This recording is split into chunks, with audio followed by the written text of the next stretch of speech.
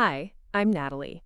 3 weeks ago, my sister Vanessa lost control during what was supposed to be a peaceful family dinner and threw my 2-year-old daughter Lily against our kitchen wall. The sound of my baby's head hitting the drywall still echoes in my nightmares. What Vanessa didn't know was that my husband Mark isn't just any Coast Guard officer. He's Admiral Marcus Rivers, and when someone threatens his family, he doesn't just respond. He commands. What happened next tore our family apart, exposed decades of buried secrets, and proved that sometimes the people who claim to love you most are the ones capable of the deepest betrayal. Before we jump back in, tell us where you're tuning in from, and if this story touches you, make sure you're subscribed, because tomorrow, I've saved something extra special for you. The fog was rolling in thick across Monterey Bay that Tuesday evening, the kind that makes the lighthouse beam cut through the darkness like a warning. I should have taken it as one. Instead, I was standing in my kitchen, stirring marinara sauce and watching Lily arrange her alphabet blocks on the hardwood floor, her tiny fingers precise as she spelled out simple words she'd learned that week. At 2 years old, she was already showing signs of the sharp intelligence that ran in Mark's family, though thankfully, not the stubborn streak that seemed to define mine. Mark had called earlier from the Coast Guard station to say he'd be home by 7, which meant he'd actually walk through the door at 7:15. 23 years of military precision had taught him that promises made to family were the only kind that truly mattered. I'd learned to set the table for 7:20, and somehow that small act of understanding had become one of the cornerstones of our marriage. The doorbell rang just as I was checking the garlic bread, and Lily's head popped up from her blocks. "Mama, who's that?" she asked, already scrambling to her feet with the boundless energy that made bedtime negotiations feel like international treaties. Through the peephole, I could see Vanessa standing on our front porch, her perfectly styled blonde hair catching the light from our overhead fixture. She wore the kind of tailored blazer that cost more than most people's monthly grocery budgets, paired with shoes that clicked against pavement like a countdown timer. In her hands was a bottle of wine that I knew she'd selected specifically because the label would photograph well for her social media posts later. "It's Aunt Vanessa," I told Lily, though something cold was already settling in my stomach. Vanessa never visited unannounced. Everything in her world operated on schedules, reservations, and carefully curated appearances. Spontaneity was a luxury she couldn't afford, not when maintaining the image of Carmel Valley's most successful real estate mogul required constant performance. I opened the door with Lily balanced on my hip, her small hands immediately reaching toward Vanessa with the innocent affection that children offer freely before they learn better. "Hey Van, this is unexpected." Vanessa's smile was camera-ready, the kind she'd perfected for client meetings and charity galas. "I was driving back from a showing in Pacific Grove and thought I'd stop by. Hope that's okay?" She stepped inside without waiting for an answer, her heels echoing against the entryway tiles as she surveyed our modest home with the practiced eye of someone who appraised property values for a living. Our house was comfortable but not extravagant, a 3-bedroom craftsman-style home in Seaside Heights that Mark had fallen in love with because of its proximity to the water and the way morning light streamed through the kitchen windows. Vanessa had never said anything directly critical about it, but her silence spoke volumes. In her world, success was measured in square footage and ocean views, not in the way a place made you feel safe. "Of course it's okay," I said, though the tightness in my chest suggested otherwise. "Mark should be home soon. You're welcome to stay for dinner if you'd like." Vanessa set the wine bottle on our dining room table with more force than necessary. "Actually, I wanted to talk to you about something. About Mom and Dad's anniversary party next weekend." "The anniversary party, of course." Our parents' 40th wedding anniversary celebration was shaping up to be the social event of the season in Carmel Valley, complete with catered hors d'oeuvre, a string quartet, and a guest list that read like a who's who of Monterey County's elite. Vanessa had been planning it for months, treating it less like a family celebration and more like a business networking opportunity. "What about it?" I asked, settling Lily back down near her blocks. She immediately returned to her spelling project, this time working on the word daddy, with the intense concentration that made simple tasks look like advanced engineering. Vanessa pulled out her phone and began scrolling through what looked like vendor contracts and seating charts. "I need you to understand that this event is important. Really important. The mayor will be there, 3 city council members, the head of the tourism board. This isn't just about mom and dad. It's about our family's reputation in this community. There it was. The real reason for her visit had nothing to do with wine or sisterly affection. Vanessa was here to deliver a message, and from the tension in her shoulders, I could tell it wasn't going to be a pleasant one. "I'm sure it'll be lovely," I said carefully. "You've put a lot of work into making it special." "That's exactly my point." Vanessa's voice carried the edge it always developed when she wasn't getting the response she wanted. "I've invested significant time and resources into making this perfect, which is why I need to know that everyone in the family is going to act appropriately." The words hung in the air like a challenge. Lily looked up from her blocks, sensing the shift in atmosphere with the intuitive radar that children possess for adult tension. "Mama?" she said softly, her dark eyes moving between Vanessa and me. "It's okay, sweetheart," I told her, though I wasn't entirely sure it was. "Keep working on your letters." Vanessa's attention shifted to Lily with an expression that was difficult to read. "She's getting big," she said, though it sounded more like an observation than a compliment. "Very energetic." "She's too," I replied, my voice carrying a warning that Vanessa either didn't catch or chose to ignore. "Energetic is part of the job description." "Right." Vanessa tucked her phone back into her purse with sharp movements. "Which brings me to my main concern. I need to know that she'll be managed appropriately at the party. This isn't a playground, Natalie. There will be crystal, expensive linens, important conversations happening. I can't have her running around disrupting things." The temperature in the room seemed to drop several degrees. I'd dealt with Vanessa's control issues for most of my adult life, but she'd never directly targeted Lily before. Usually her passive-aggressive comments were reserved for my marriage, my career choices, or my apparent inability to understand the finer points of social climbing. "Lily will be fine," I said, my voice steady despite the anger starting to build behind my ribs. "She's well-behaved, and Mark and I know how to handle her in social situations. Do you?" Vanessa's eyebrows rose in the expression she'd perfected during our childhood, the one that suggested she knew something I didn't, because from what I've seen, you tend to let her do whatever she wants. That kind of permissive parenting might work here at home, but it won't fly at an event this important. Lily had stopped working on her blocks entirely now, her small body tense as she watched our conversation escalate. Children might not understand the specific words being exchanged, but they were experts at reading the emotional undercurrents that adults thought they were hiding. "Vanessa," I said, my voice dropping to the tone I'd learned from Mark when he needed to establish authority without raising his voice. "Lily is my daughter, and I don't need parenting advice from someone who thinks children should be decoration rather than family members." The comment hit its mark. Vanessa's own daughter Chloe was 15 now, and their relationship had all the warmth of a business arrangement. Chloe attended boarding school in San Francisco during the week and spent weekends buried in her phone, avoiding family gatherings whenever possible. Vanessa liked to claim it was because of Chloe's academic ambitions, but anyone who spent 5 minutes with them could see the truth. They'd never learned how to connect with each other. "That's completely unfair," Vanessa snapped, her composed facade beginning to crack. "I've provided Chloe with every advantage, every opportunity. She goes to one of the best schools in California, she has tutors, she's already being recruited by top universities. What more could a parent do?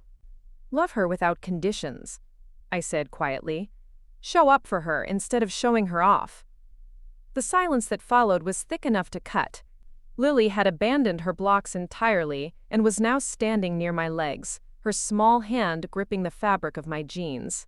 She might not understand the specific tension between her aunt and me, but she knew enough to seek protection. Vanessa's face had gone pale, then flushed with a color that reminded me uncomfortably of our father when his temper got the better of him. "You have no idea what you're talking about," she said, her voice deadly quiet. "You sit here in your little house with your little life, playing at being the perfect mother, and you think that gives you the right to judge me?" "I'm not judging you," I said, though we both knew that wasn't entirely true. "I'm just saying that children need more than material advantages. They need to feel safe, accepted, loved for who they are, instead of who we want them to be." Safe? Vanessa's laugh was sharp and humorless. You want to talk about safety? Let me tell you what's not safe. It's not safe when your family's reputation gets damaged, because one member can't control her child at an important event. It's not safe when your mother's business relationships suffer, because her granddaughter made a scene in front of potential clients. It's not safe when your father's standing in the community gets called into question because his family looks dysfunctional. The words hit like physical blows, each one designed to find the soft spots in my confidence. Vanessa had always been good at that, at identifying insecurities and pressing on them until they became open wounds. It was a skill she'd honed during our childhood and perfected in her professional life, where intimidation was often more effective than negotiation. Is that really what you think? I asked, pulling Lily closer to me. That your niece is some kind of threat to the family reputation. I think, Vanessa said, stepping closer with the predatory grace she used when closing real estate deals. Preparing and narrating this story took us a lot of time, so if you are enjoying it, subscribe to our channel. It means a lot to us. Now back to the story. That you've been living in your military bubble for so long that you've forgotten how the real world works. Mark's career might protect you from consequences, but the rest of us don't have that luxury. When the Cole name gets dragged through the mud, it affects all of us. Lily pressed herself against my legs, her small body trembling slightly. Children might not understand adult politics, but they were experts at recognizing when they were being discussed as a problem to be solved, rather than a person to be protected. The Cole name isn't going to get dragged through anything, I said, my voice rising despite my efforts to stay calm. We're talking about a 2-year-old child at a family party, not a criminal investigation. Are we? Vanessa's smile was cold and calculating. Because I've heard some interesting things lately.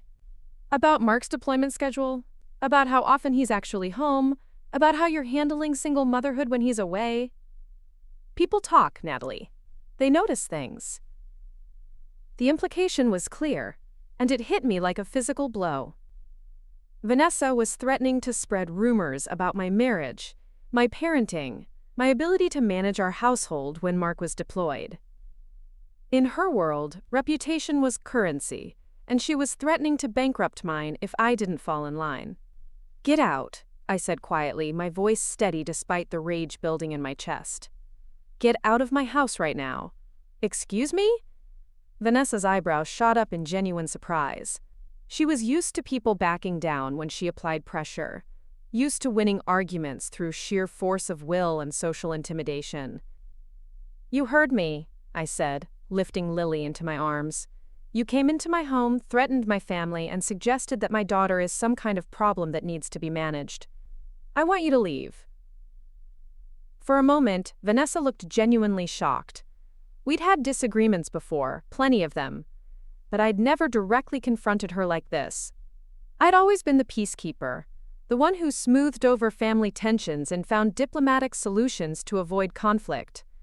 But something had shifted when she'd targeted Lily. Motherhood had awakened something fierce and protective in me that I didn't even know existed until someone threatened my child.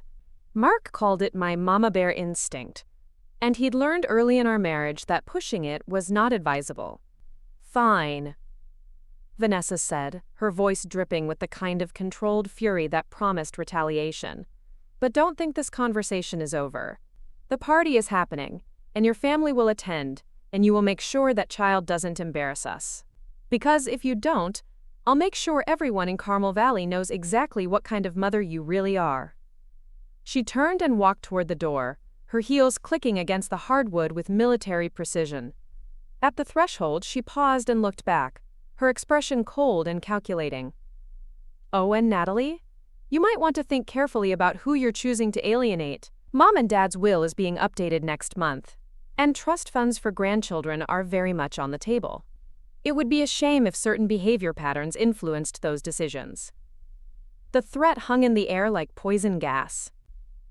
Vanessa was suggesting that my parents might write Lily out of their will if I didn't control her behavior at the anniversary party. It was manipulation at its finest, using financial pressure to ensure compliance. But she'd made a critical error. She'd forgotten that Mark and I didn't need anyone's money. His admiral's salary and our careful financial planning had given us something that Vanessa had never understood: true independence. We didn't need the Cole family fortune because we'd built our own security through hard work and smart choices. You know what, Vanessa? I said, my voice carrying the kind of calm that preceded storms. I think you should go ahead and have that conversation with Mom and Dad. Tell them exactly why you think their granddaughter doesn't deserve their love or their legacy. I'm sure they'll find that very enlightening. Vanessa's face went white, then red, then white again. She'd overplayed her hand and we both knew it. Our parents might be social climbers, but they weren't heartless. The idea that their successful daughter would try to turn them against their only grandchild would not sit well with people who still remembered what it meant to put family first. This isn't over, Vanessa said, but her voice lacked the confidence it had carried earlier. You have no idea what you're starting. I'm not starting anything, I replied, adjusting Lily's weight in my arms. I'm just refusing to let you finish something that should never have begun. The door slammed behind her with enough force to rattle the windows. Lily immediately began to cry, the sound piercing and heartbroken in the way that only comes when children realize that the adult world is far more complicated and cruel than they'd understood. It's okay, baby, I whispered, carrying her to the living room and settling into the rocking chair where we'd spent countless nights during her infancy. Aunt Vanessa was upset, but it's not about you. It's never about you. But even as I comforted my daughter, I knew that Vanessa's visit had changed something fundamental. The careful balance that had kept our extended family functioning despite its dysfunction had been shattered. Whatever came next, there would be no going back to the way things were. Lily's sobs gradually subsided into hiccups, then into the quiet breathing that meant she was close to sleep. I continued rocking, watching the fog roll in across the bay through our living room window. Somewhere out there, Mark was finishing his duties at the Coast Guard station, completely unaware that our quiet Tuesday evening had exploded into a family crisis. I thought about calling him, warning him about what had happened, but decided against it. Mark would be home soon enough, and this was the kind of conversation that needed to happen face to face. Besides, I needed time to process what had just occurred, to understand the full implications of Vanessa's threats, and decide how we were going to respond. 20 minutes later, I heard Mark's key in the front door, followed by the familiar sound of his boots on the entryway tiles. Nat? Sorry I'm late. Admiral Peterson called just as I was leaving and needed to discuss the new training protocols. His voice carried the easy warmth it always held when he came home, the sound of a man who genuinely looked forward to being with his family after a long day of managing complex responsibilities. I'd fallen in love with that voice during our college years, when Mark was just another Naval Academy midshipman with big dreams and bigger principles. We're in the living room, I called softly, not wanting to wake Lily, who had finally drifted off in my arms. Mark appeared in the doorway moments later, his Coast Guard uniform crisp, despite the long day, his dark hair slightly mussed from removing his cap.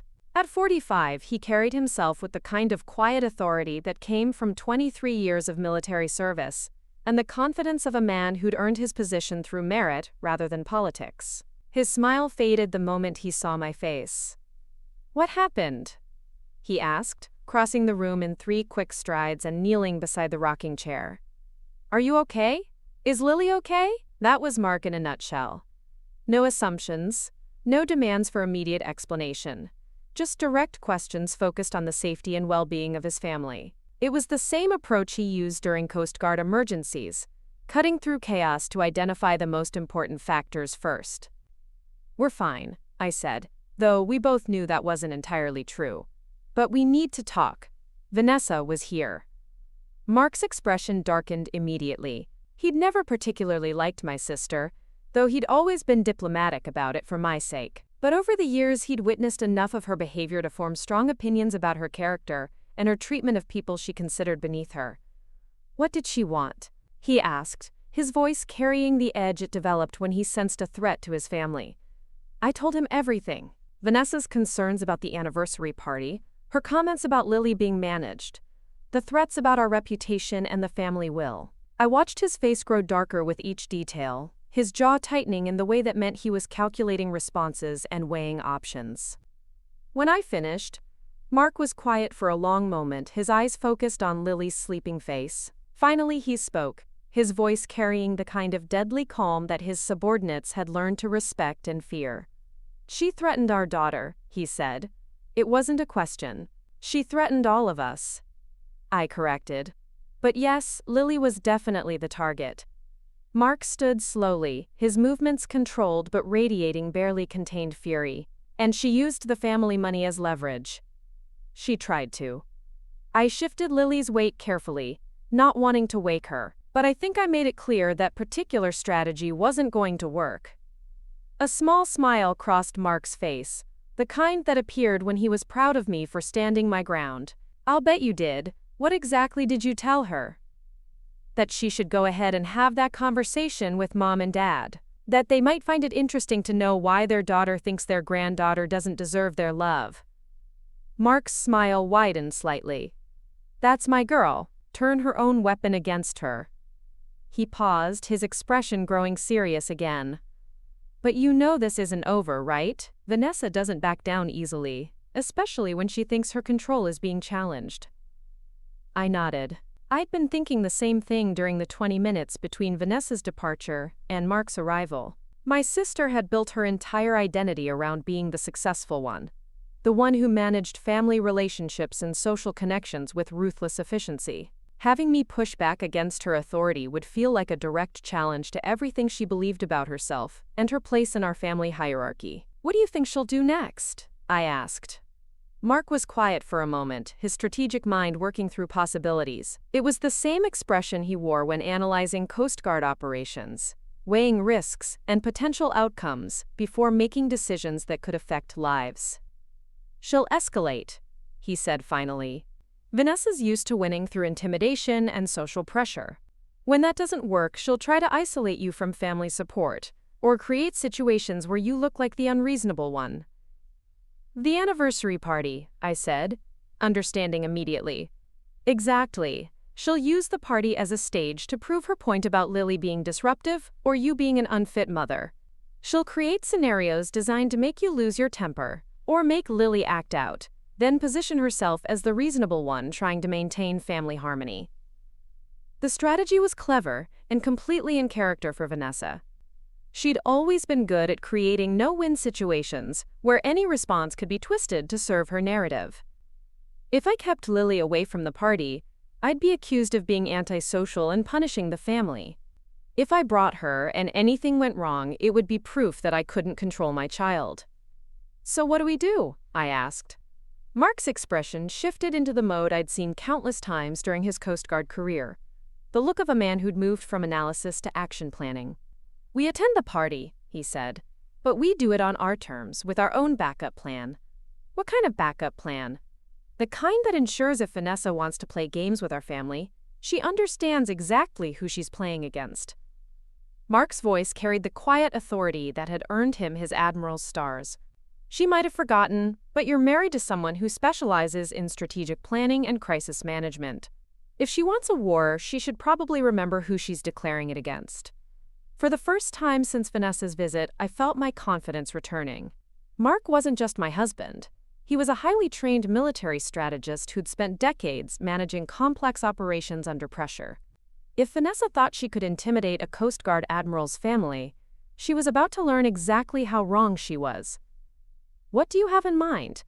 I asked, though I wasn't entirely sure I wanted to know. When Mark started talking about strategic planning in relation to family conflicts, things tended to get very interesting very quickly. "First," Mark said, settling into the chair across from me, "we document everything. Every conversation, every threat, every attempt at manipulation. If this escalates, we want a clear record of who said what and when." That made sense. Mark had learned early in his military career that documentation was often the difference between winning and losing when conflicts moved beyond informal resolution. "Second," he continued, "we control the narrative. If Vanessa wants to spread rumors about our family, we make sure the people who matter have accurate information first." "You mean tell Mom and Dad what really happened tonight?" "Among others." Your parents need to understand what's really going on before Vanessa has a chance to spin the story. But I'm also thinking about the broader community. Vanessa's threats only work if people believe her version of events. I hadn't thought about the community angle, but Mark was right. Vanessa's power came largely from her reputation as the successful Cole daughter, the one who managed family relationships and maintained social connections. If that reputation was damaged, her ability to intimidate others would be significantly reduced. And third? I asked, sensing there was more to his plan. Mark's smile was sharp and decisive. Third, we remind everyone who's really in charge here. Vanessa might think she runs the Cole family, but she's never had to deal with a Coast Guard admiral who takes threats against his family very personally. The promise in his voice was clear. Mark had spent 2 decades managing crises and protecting people. If Vanessa wanted to threaten his wife and daughter, she was about to discover that her social manipulation tactics were no match for military precision and strategic thinking. As if sensing the shift in atmosphere, Lily stirred in my arms, her dark eyes fluttering open. She looked around the room with the confused expression of a child waking up in an unexpected place, then focused on Mark's face. "Daddy," she said sleepily, reaching toward him with both arms. Mark took her gently, settling her against his chest with the practiced ease of a father who'd been an equal partner in parenting from day one. "Hey there, sleepyhead. Did you have a good nap?" Lily nodded, then looked around the room as if remembering something unpleasant. "Where's Aunt Vanessa?" she asked. "She went home," Mark said simply. "But you know what? I think it's time for dinner. Mama made something that smells amazing, and I'm pretty sure there's enough for a hungry little girl who's been working hard on her letters." The distraction worked perfectly. Lily's face brightened at the mention of food, and she began chattering about the words she'd been spelling with her blocks. But I could see Mark filing away her question about Vanessa, adding it to his growing assessment of the situation. Over dinner, while Lily entertained us with stories about her day and demonstrated her new vocabulary skills, Mark and I exchanged looks that spoke volumes. We were united in our response to the threat against our family, and we both understood that the real battle was just beginning. After Lily was in bed, we sat on our back deck overlooking the bay, watching the lights of fishing boats move slowly across the dark water. The fog had lifted slightly, revealing patches of star-filled sky that reminded me why we'd fallen in love with this place. "Are you worried?" Mark asked, his hand finding mine in the darkness. I considered the question carefully. Was I worried? About Vanessa's threats, about the impact on our extended family, about what the anniversary party might bring. "Not worried," I said finally. "Angry, disappointed, sad that it's come to this, but not worried. Not with you standing beside me." Mark squeezed my hand gently. "Good, because whatever Vanessa has planned, whatever games she wants to play, she's about to learn something important about the Rivers family." "What's that?" "We don't back down from bullies," Mark said, his voice carrying the quiet certainty that had made him one of the Coast Guard's most respected leaders. "And we protect our own, no matter what it costs." As we sat there in the darkness, listening to the sound of waves against the shore, I realized that Vanessa had made a critical miscalculation. She'd seen Mark's military career as a shield that protected us from consequences, when in reality, it had given us something far more valuable: the skills and confidence to face any challenge head-on. Tomorrow, we would begin implementing Mark's strategic response to Vanessa's threats. But tonight, we were simply a family, united against a common threat, drawing strength from each other and preparing for whatever battles lay ahead. The war for our family's future was about to begin, and Vanessa had no idea what she'd started. The next morning arrived with the kind of crisp Pacific air that usually made me grateful to live so close to the ocean. But as I stood at our kitchen window, watching Mark load his gear into his Coast Guard vehicle, the salt breeze felt more like a warning than a blessing. He'd received an emergency call at 5:30 about a fishing vessel in distress near Point Sur, and duty always came first in our household. "I should be back by noon," he said, kissing Lily's forehead as she munched her way through a bowl of cereal with the focused determination of someone tackling a major engineering project. But if anything happens, anything at all, you call Captain Torres directly. Don't go through the regular channels. Mark had already briefed Captain Torres about our family situation during their morning meeting.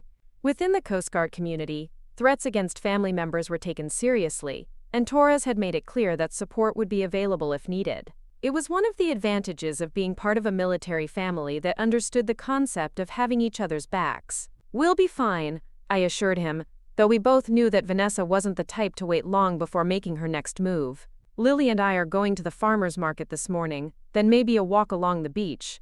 Nothing that should trigger any family drama." Mark's smile was tight but genuine. With Vanessa, breathing can trigger family drama. Just stay alert and trust your instincts. After he left, I found myself moving through our morning routine with heightened awareness. Every phone call, every car that slowed down in front of our house, every unexpected sound made me pause and assess. It wasn't paranoia exactly, more like the hypervigilance that came from knowing that someone who wished you harm was actively planning their next move. Lily seemed to sense my tension despite my efforts to act normally. She was quieter than usual during breakfast, watching my face with the careful attention that children develop when they're trying to understand adult emotions they can't quite name. "Mama's sad?" she asked as I helped her into her jacket for our trip to the farmer's market. "Not sad, sweetheart," I said, smoothing her dark hair back from her face. "Just thinking about grown-up things. But I'm always happy when I'm with you." The farmer's market was held every Thursday in downtown Monterey, a bustling collection of local vendors selling everything from organic produce to handmade crafts. Lily loved the sensory overload of colors, smells, and sounds, and I'd learned that letting her explore within carefully supervised boundaries was better than trying to contain her natural curiosity. We were examining a display of heirloom tomatoes when I heard a familiar voice behind me. "Well, if it isn't the military wife playing house." I turned to find Derek, Vanessa's husband, standing near the flower vendor with his arms crossed and an expression that suggested he'd been waiting for this encounter.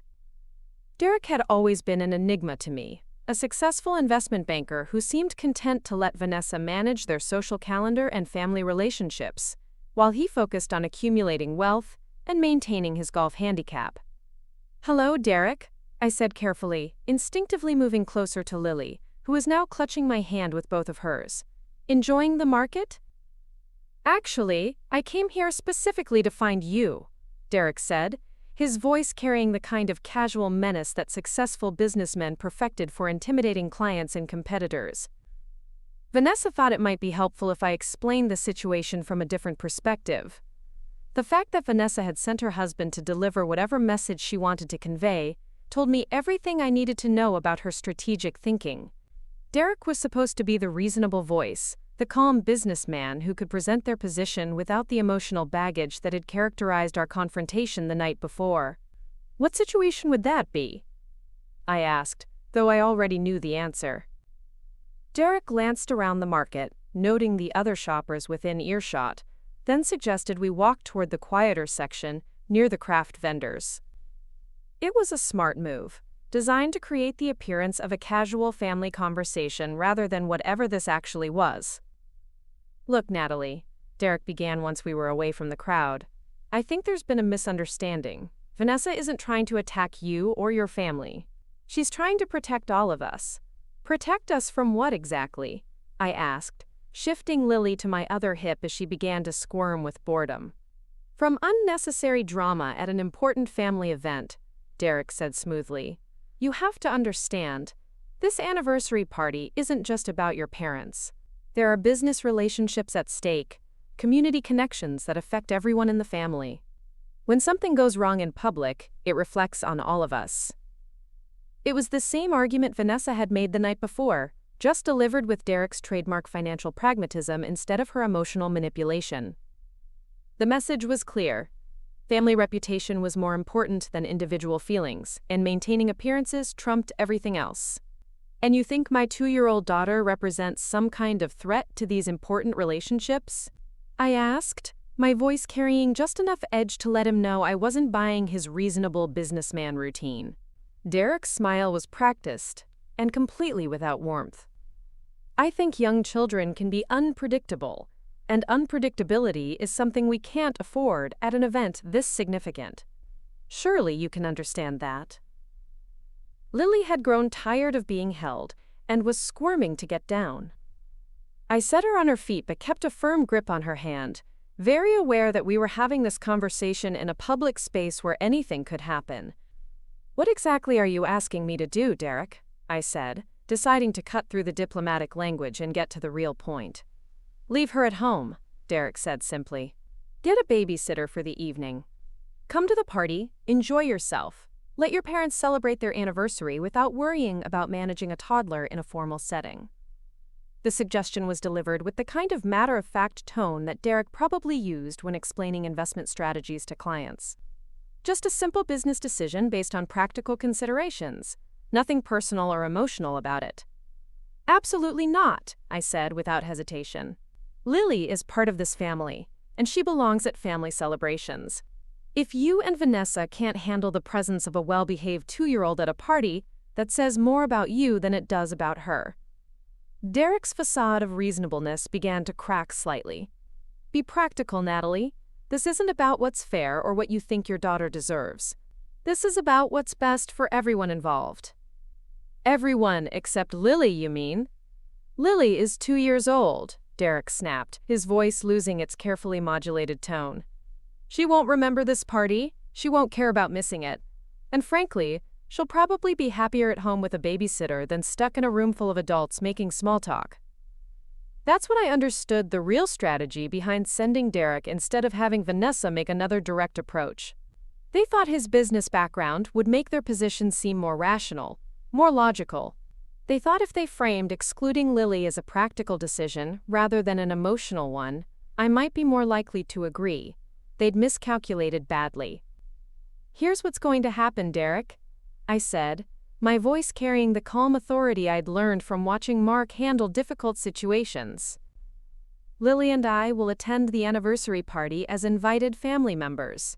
She will be dressed appropriately, she will behave appropriately, and she will be supervised appropriately. If you or Vanessa have a problem with that, you're welcome to explain to my parents why their granddaughter shouldn't be welcome at their celebration." Derek's face flushed slightly, and I could see him calculating his next move.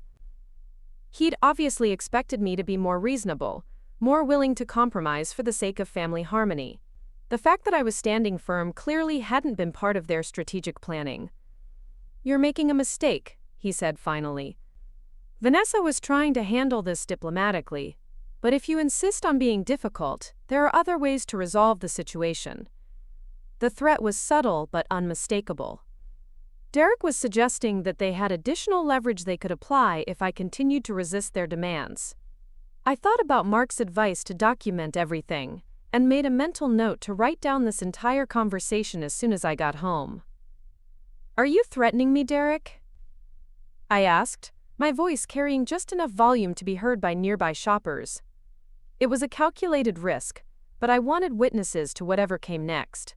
Derek glanced around nervously, suddenly aware that our conversation was drawing attention from other market visitors. A threat delivered in a public space with witnesses was very different from the private intimidation he'd probably planned. "I'm not threatening anyone," he said quickly, his voice dropping back to a more diplomatic tone. "I'm just trying to help you understand the bigger picture here. The bigger picture is that you and Vanessa think a toddler is somehow dangerous to your social standing," I said, loud enough that the couple browsing handmade jewelry at the next booth couldn't help but overhear. "That's quite an indictment of your confidence in your own reputation." Derek's face went from flushed to pale in the span of a few seconds. He'd clearly expected this conversation to go very differently, and the public nature of our disagreement was obviously not part of the plan. "Fine," he said, his voice tight with barely controlled anger. "But don't say we didn't try to handle this reasonably.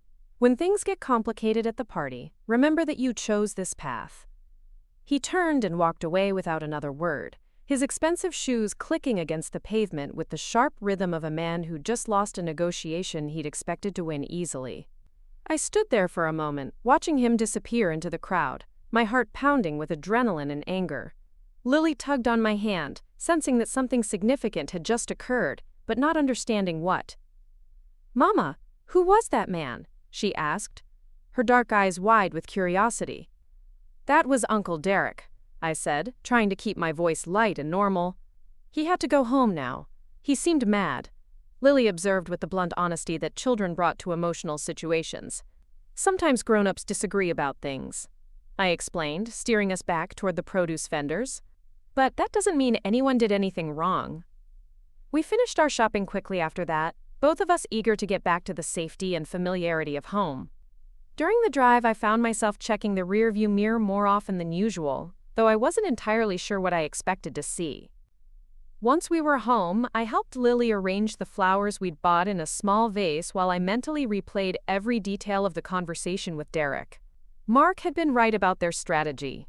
They were escalating by trying different approaches and different messengers.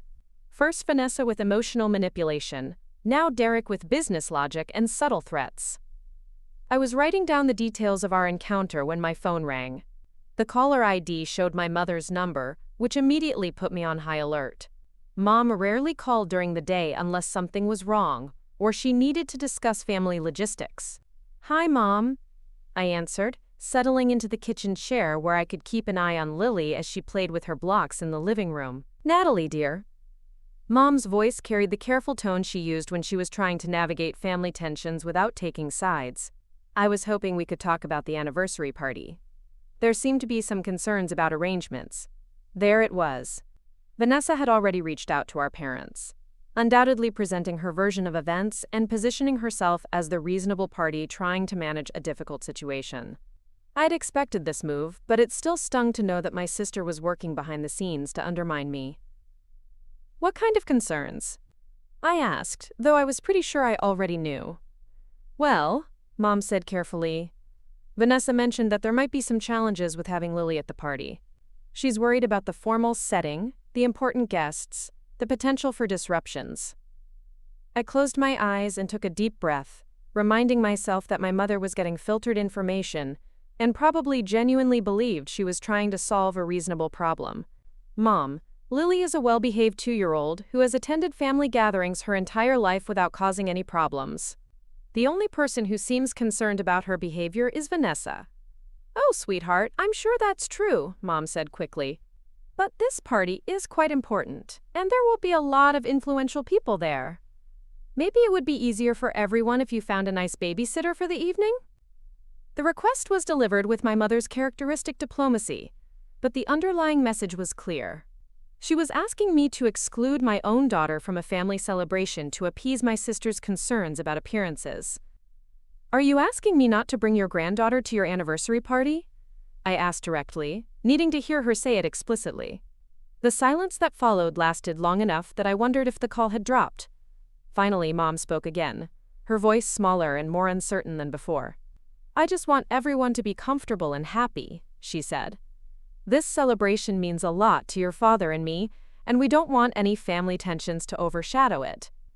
"Mom, the only family tension here is coming from Vanessa's demand that Lily be excluded. If you're worried about disruptions, maybe you should be asking why one daughter is trying to keep her niece away from family events." Another long pause. I could practically hear my mother's mental gymnastics as she tried to find a middle ground that would satisfy everyone without actually addressing the real problem. "Perhaps you could bring Lily for the earlier part of the evening and then have someone pick her up before the formal dinner," Mom suggested hopefully.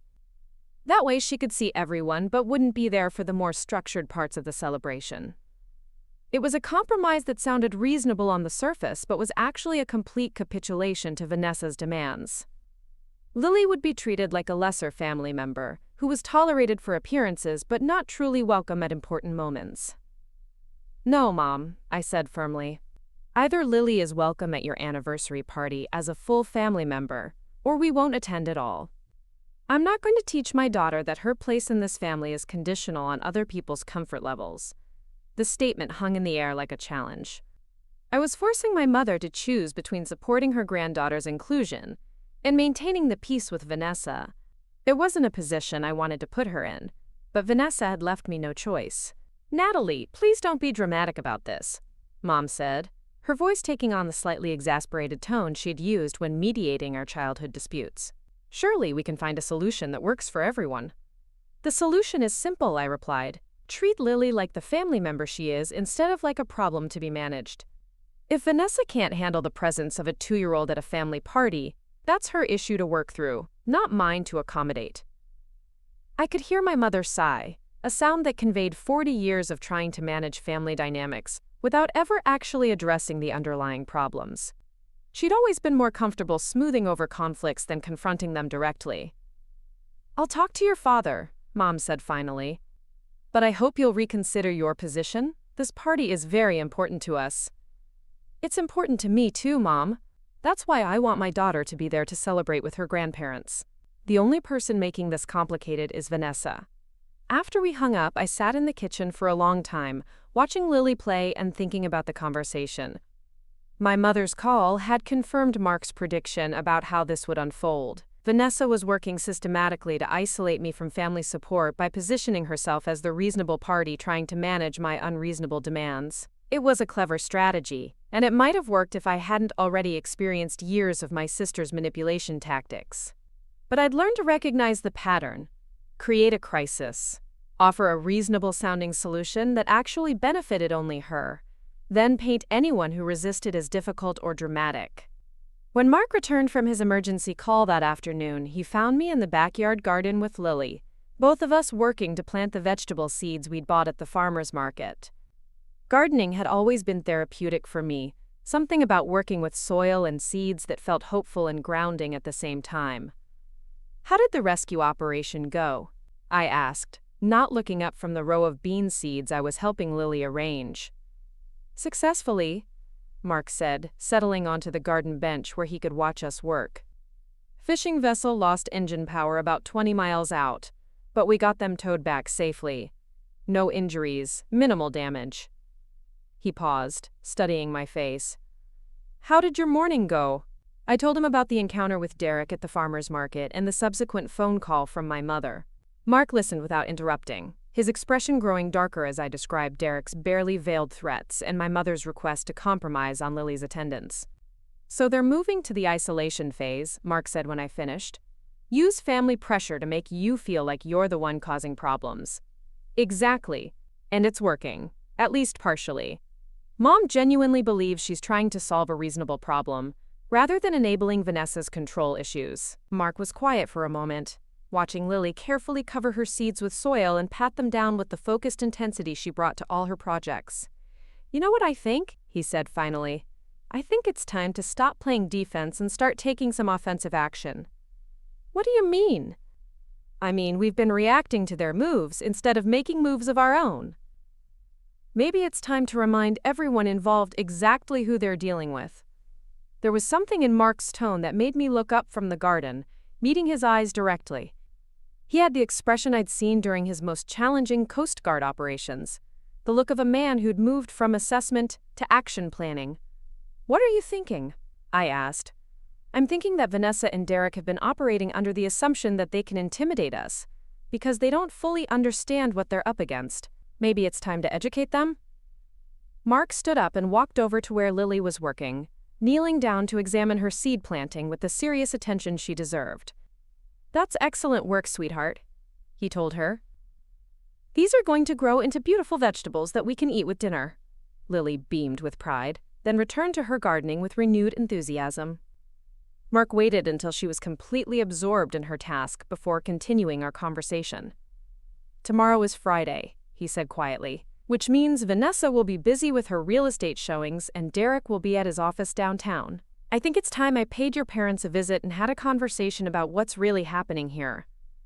The idea of Mark confronting my parents directly hadn't occurred to me, but it made perfect sense from a strategic standpoint. My parents had only heard Vanessa's version of events, filtered through her particular perspective and agenda.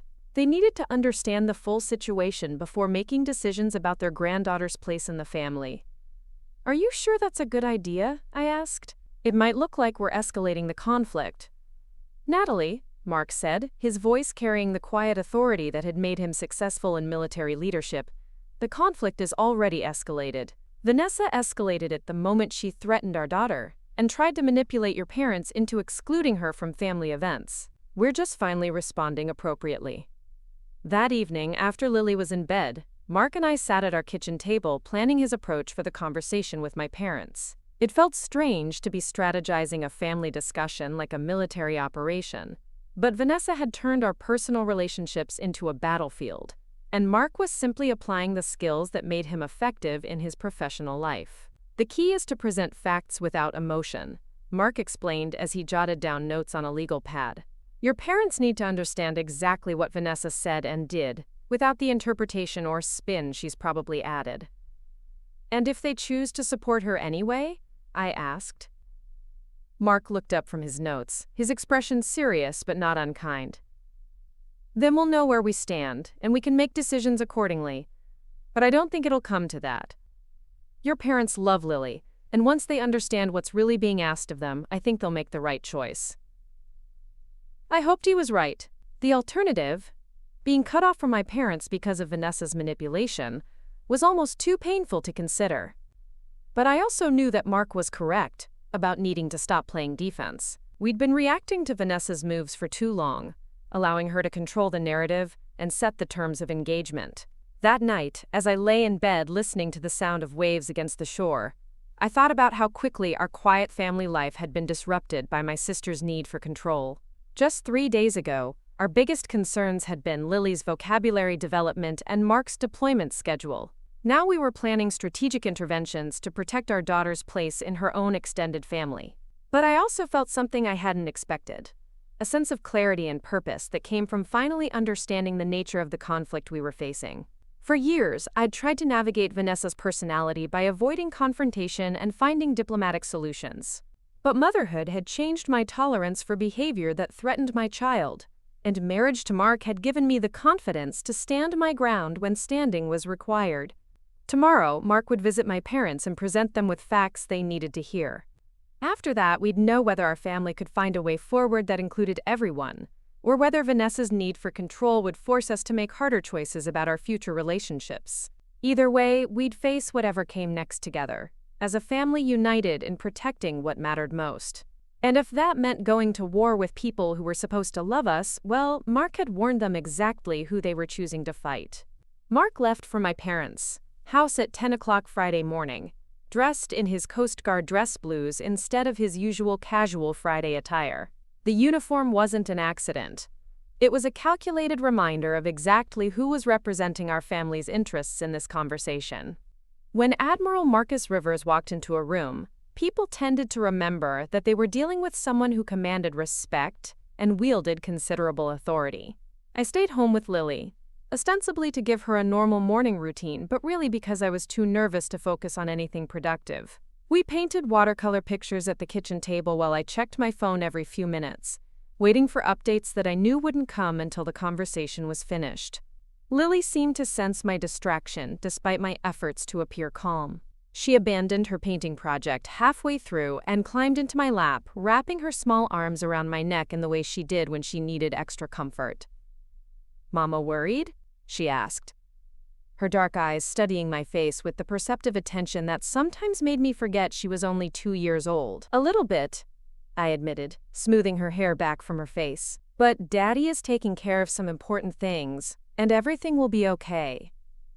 It was the kind of reassurance that parents offered their children without knowing if it was true, the promise that adults had everything under control, even when the world felt chaotic and uncertain.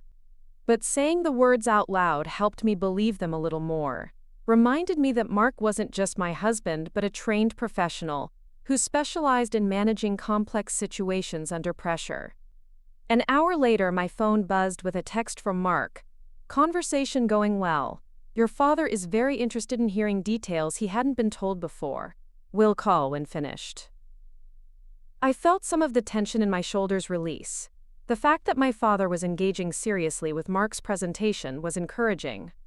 Dad had always been more direct than Mom when it came to family conflicts, more willing to confront problems instead of smoothing them over with diplomatic language. 20 minutes after that, my phone rang with a call from an unknown local number. I almost didn't answer, but something made me pick up just before it went to voicemail. "Natalie?" The voice was unfamiliar, female, with a slight tremor that suggested the caller was nervous or upset. "This is Mrs. Foster," your neighbor on Cypress Street. I think there's something you should know. Diane Foster was an elderly widow who lived 3 houses down from us and had become something of a neighborhood watchdog since her retirement from the Postal Service. She was the kind of person who noticed everything and remembered details that other people missed, which had made her a valuable informal security system for our block. "What's going on, Mrs. Foster?" I asked, instinctively moving toward the front window to look out at the street. "There's been a woman parked outside your house for the past 45 minutes, Mrs. Foster said, her voice dropping to the conspiratorial whisper she used when discussing neighborhood drama. "Expensive car, blonde hair, keeps checking her phone and looking at your driveway. I thought you should know in case it's someone you're not expecting." My blood ran cold. The description matched Vanessa perfectly, and the timing aligned suspiciously with Mark's visit to our parents' house. If she was conducting surveillance on our home while my husband was away, it suggested a level of strategic planning that was deeply unsettling. "What kind of car?" I asked, though I was already pretty sure I knew the answer. "Silver BMW. Looks new. License plate starts with 8 volts, if that helps." "Should I call the police?" "No, but thank you for letting me know. I think I know who it is, and I'll handle it." After hanging up, I gathered Lily into my arms and moved carefully to the living room window, staying back far enough that I couldn't be seen from the street. Sure enough, Vanessa's BMW was parked about 50 yards away, positioned so that she had a clear view of our driveway and front door. The surveillance was obviously intended to monitor our activities, but I couldn't figure out her endgame. What did she hope to accomplish by watching our house while Mark was away? Was she planning to confront me again, or was this just intelligence gathering for some larger strategy? I was debating whether to call Mark when I saw movement from the BMW. Vanessa got out of her car and began walking toward our house with the purposeful stride of someone who'd made a decision. She was dressed in what I'd come to think of as her intimidation outfit: tailored black suit, expensive heels, oversized sunglasses that made her expression impossible to read. "Lily, sweetheart," I said, keeping my voice calm and cheerful. "I need you to go play in your room for a little while, okay? Take your blocks and see if you can build the tallest tower ever." Lily's face scrunched with concentration as she processed this request. She was at the age where unexpected changes to routine required careful consideration. "Can I take the big blocks too?" she asked. "Absolutely. Take whatever blocks you want and show me what you build when you're finished." She trotted off toward her bedroom with the satisfied air of someone who'd negotiated a favorable deal. I waited until I heard the sound of blocks being dumped onto her bedroom floor before moving to answer the front door. Vanessa was already on the porch, her finger poised over the doorbell, when I opened the door. She looked momentarily surprised that I'd anticipated her arrival, then quickly composed herself into the expression of righteous determination she wore when she was about to deliver ultimatums. "We need to talk," she said without preamble. "I'm not sure we do," I replied, not moving aside to let her enter. "I think our last conversation covered everything that needed to be said." "Actually, it didn't." Vanessa's voice carried the sharp edge it developed when she wasn't getting immediate compliance. "Because since then, you've escalated this situation beyond family disagreement into something much more serious." The accusation was delivered with the kind of prosecutorial tone that Vanessa had perfected during her years in real estate negotiations. She was positioning herself as the victim of my unreasonable behavior, the innocent party who was being forced to take stronger action because of my refusal to be sensible. "I haven't escalated anything," I said calmly. "I simply refuse to exclude my daughter from family events based on your personal preferences." "Your husband is at Mom and Dad's house right now," Vanessa said, as if this was evidence of some kind of betrayal.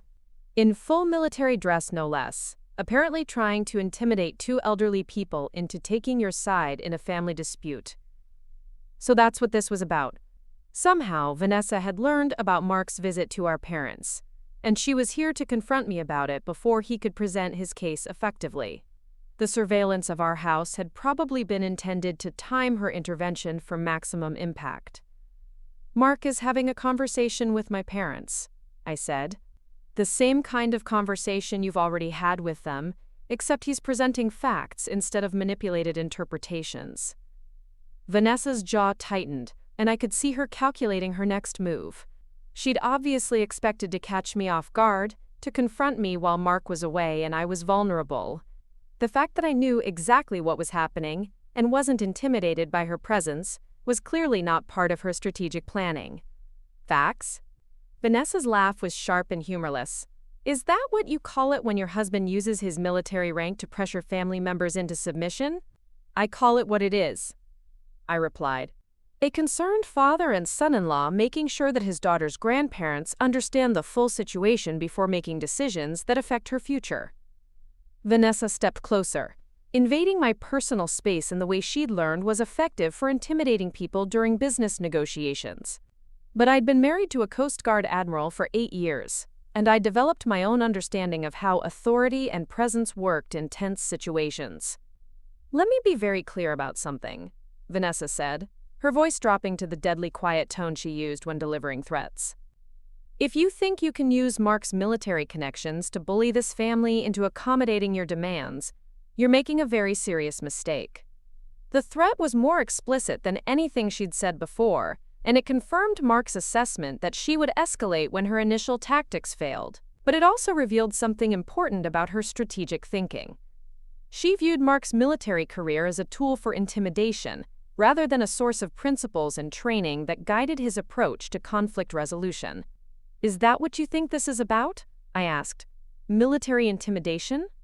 I think it's about a woman who's never learned to accept that she can't always get her way, using her husband's position to force family members into compliance, Vanessa said. And I think it's going to backfire spectacularly. Behind her words, I could hear the desperation of someone who was losing control of a situation she'd expected to manage easily. Vanessa's entire identity was built around being the successful sister, who managed family relationships and maintained social connections. Having me resist her authority threatened the foundation of how she saw herself and her place in our family structure. Vanessa, I said, my voice carrying the calm authority I'd learned from watching Mark handle crisis situations. You need to understand something important. This isn't about getting my way or using anyone's position for intimidation. This is about protecting my daughter from being treated as less than a full family member, because of your personal insecurities. Insecurities? Vanessa's voice rose sharply, her composure finally beginning to crack. You think this is about insecurity? I think this is about a woman who's so afraid of not being the center of attention that she's willing to exclude a 2-year-old child from family celebrations, I said. And yes, that sounds like insecurity to me. The comment hit its target with surgical precision. Vanessa's face went white, then flushed with anger, and I could see her struggling to maintain the controlled facade that was essential to her self-image. You have no idea what you're talking about, she said, but her voice lacked the confidence it had carried earlier. This has nothing to do with attention or insecurity. This is about maintaining standards and protecting family reputation. Whose standards, I asked, and whose reputation are we really protecting here? Before Vanessa could answer, I heard the sound of Mark's truck pulling into our driveway. His timing was perfect, whether by coincidence or because he'd seen Vanessa's BMW parked on our street and decided to cut his visit short. Vanessa heard the truck too, and her expression shifted from anger to something that looked almost like panic. She'd obviously planned to have this confrontation and leave before Mark returned, and his unexpected arrival had disrupted whatever strategy she'd been implementing. Mark's truck door slammed with more force than usual, and I could hear his footsteps on the walkway, moving with the purposeful stride that meant he was operating in command mode. When he appeared at the bottom of our porch steps, still wearing his dress blues, his expression was controlled but clearly not pleased.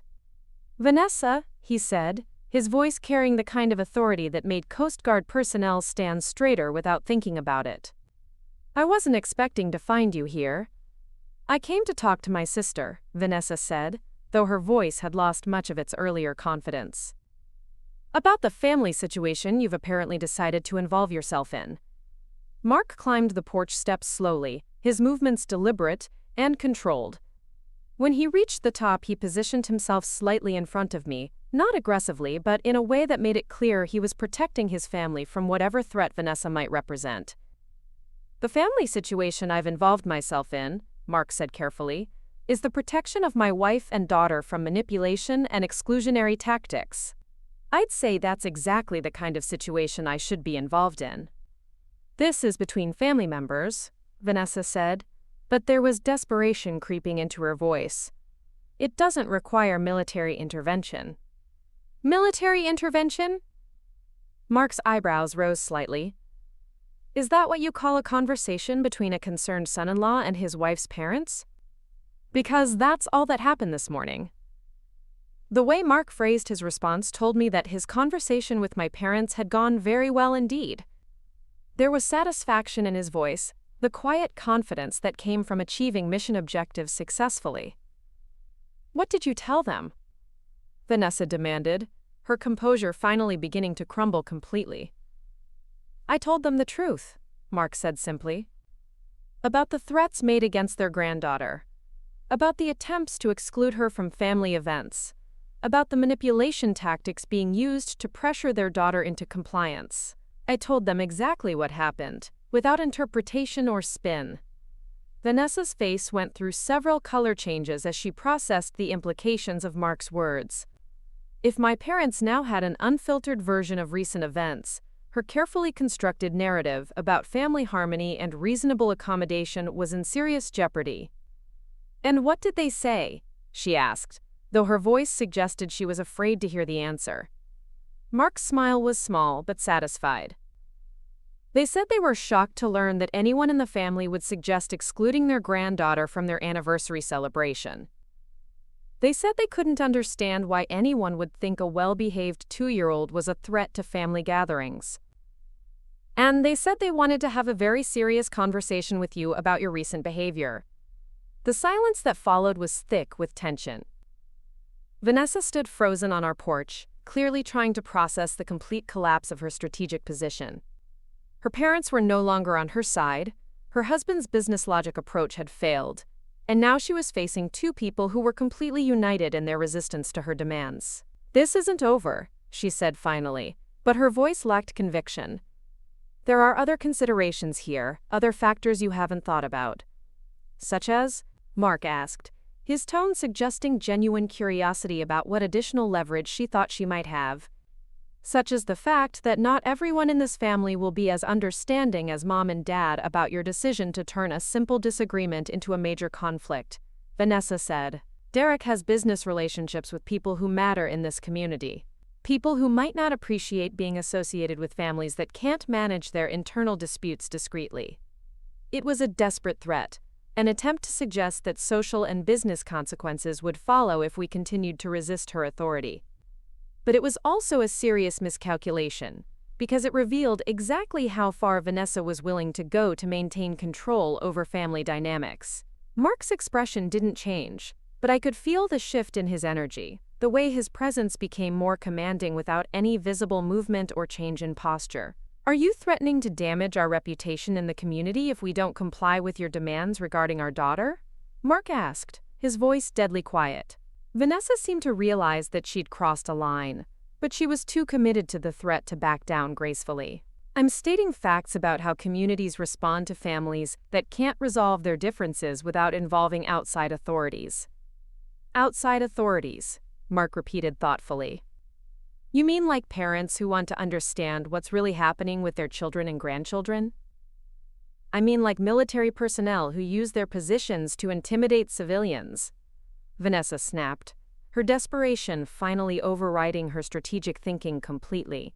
The accusation hung in the air like a challenge. Mark stood very still for a moment, and I could practically see him deciding how to respond to such a direct attack on his integrity and professionalism.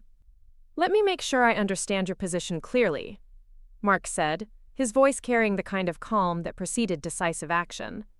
You're suggesting that protecting my family from manipulation and exclusion constitutes abuse of military authority. Is that correct? I'm suggesting that using military rank to pressure family members into changing their positions on domestic matters crosses ethical lines, Vanessa said, though she was clearly beginning to realize that her argument was not as strong as she'd thought. Mark nodded slowly, as if considering her words carefully. That's an interesting perspective. It's also completely wrong, both factually and legally. But more importantly, it tells me exactly how far you're willing to go to avoid taking responsibility for your own behavior. He stepped closer to Vanessa, not aggressively, but with the kind of presence that commanded attention and respect. "Here's what's going to happen," Mark said, his voice carrying absolute authority. "You're going to leave our property immediately. You're going to stop making threats against our family, and you're going to start thinking very carefully about whether you want to continue down a path that involves making false accusations against a Coast Guard admiral." "Are you threatening me?"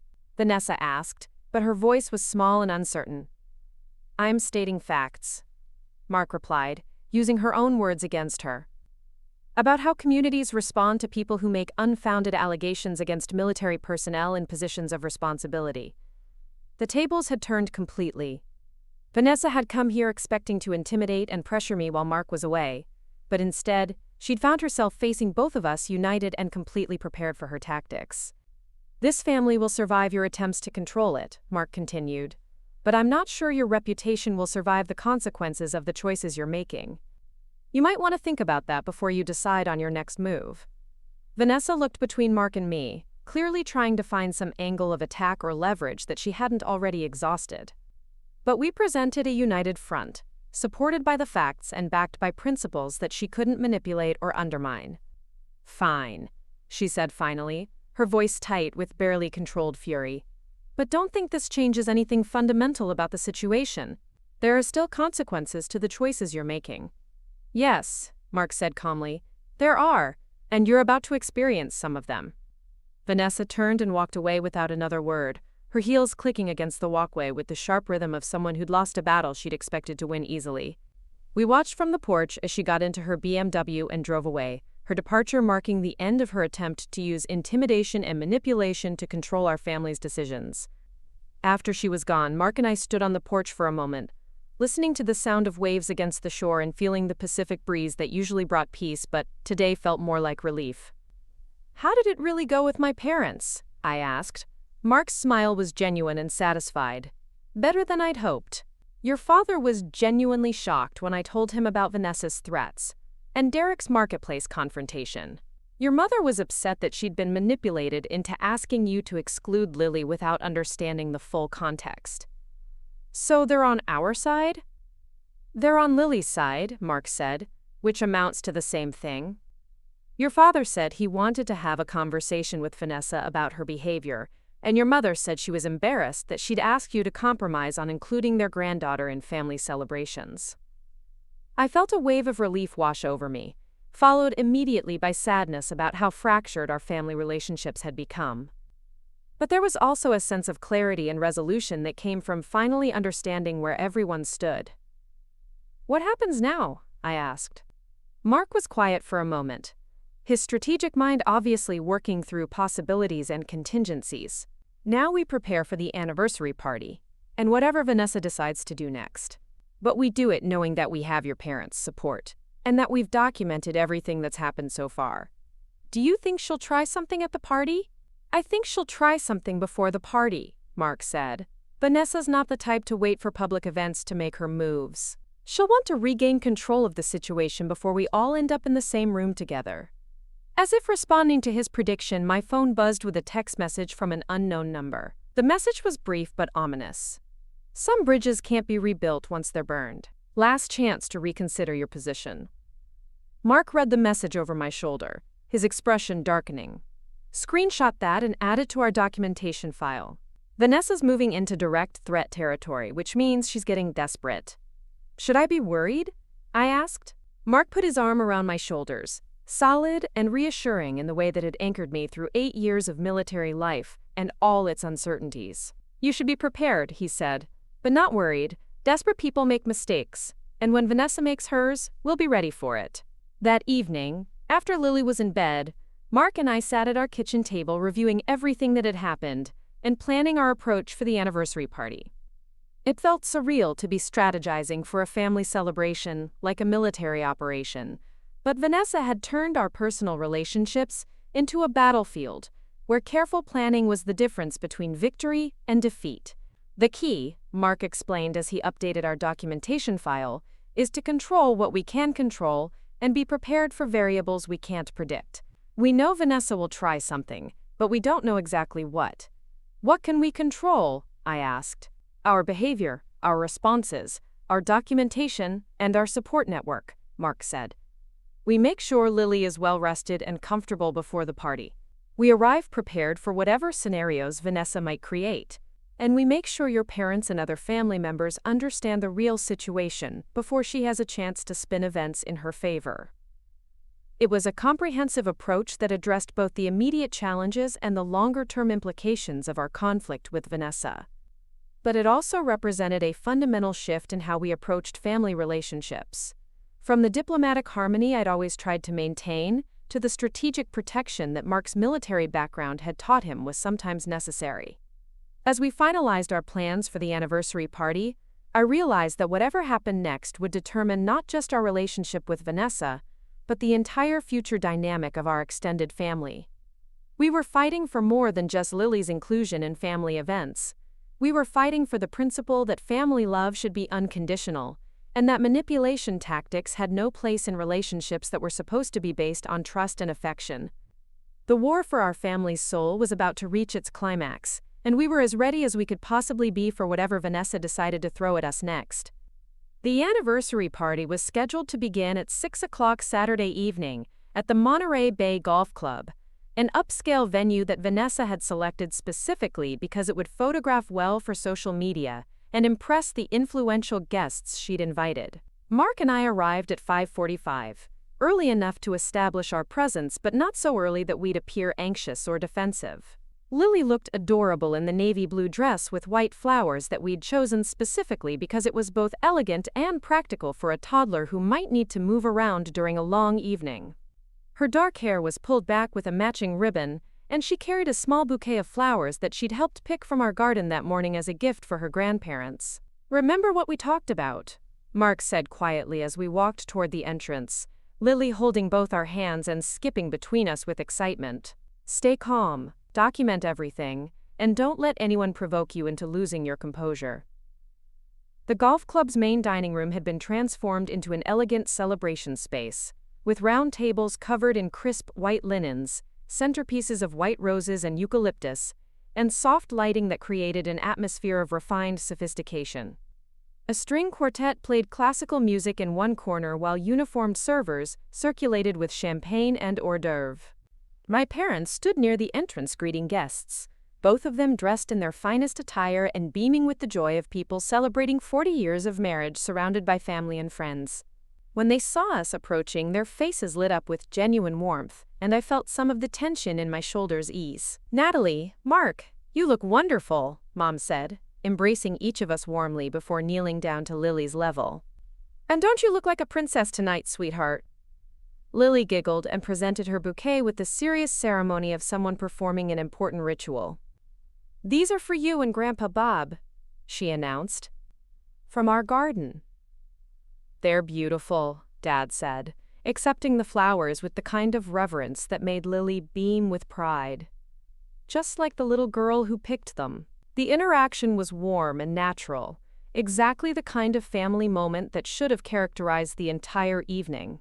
But I could see Vanessa watching from across the room, her expression unreadable behind the social smile she wore for public events. She was dressed in a stunning emerald green gown that probably cost more than most people's monthly salary, her hair styled in an elaborate updo that had clearly required professional assistance. Derek stood beside her in a perfectly tailored tuxedo, both of them looking like they'd stepped out of a magazine spread about successful couples. "The room looks beautiful," I told my parents honestly. Vanessa did an amazing job with the planning. It was a diplomatic comment designed to acknowledge my sister's efforts without making the evening about our conflict. Mark had coached me on the importance of staying positive and gracious, not giving Vanessa any opportunity to paint me as the difficult family member who couldn't appreciate her hard work. She certainly did. Mom agreed, though there was something careful in her tone that suggested she was still processing the conversation she'd had with Mark the day before. Though I have to say, having our granddaughter here makes it truly perfect. The comment was clearly intended for anyone within earshot, including Vanessa, who had moved closer during our conversation. It was Mom's way of making her position clear without creating a scene, and I felt a surge of gratitude for her support.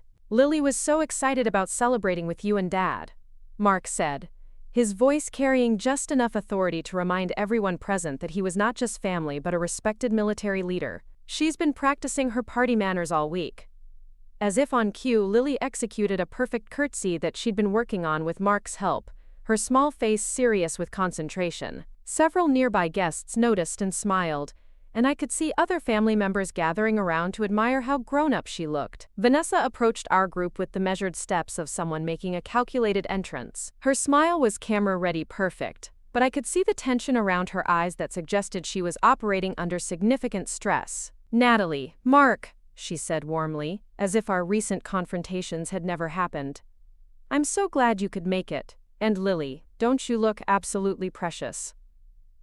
The performance was flawless, designed to create the impression of family harmony for the benefit of the guests who were watching our interaction. But there was something predatory in the way Vanessa looked at Lily, like she was assessing a potential problem that needed to be managed. "Thank you," I replied carefully. "Everything looks wonderful. You've outdone yourself." "Well, this is such an important milestone," Vanessa said, her voice carrying just enough emphasis on the word important to remind everyone present that this was her event, her planning, her vision being executed.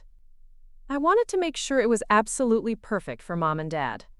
Derek joined our group, greeting Mark with the kind of respectful handshake that successful businessmen used when acknowledging someone whose authority they couldn't challenge directly. The marketplace confrontation had clearly taught him that Mark was not someone who could be intimidated through conventional pressure tactics. "Admiral Rivers," Derek said, his voice carrying careful courtesy, "thank you for your service. I hope you're enjoying the evening."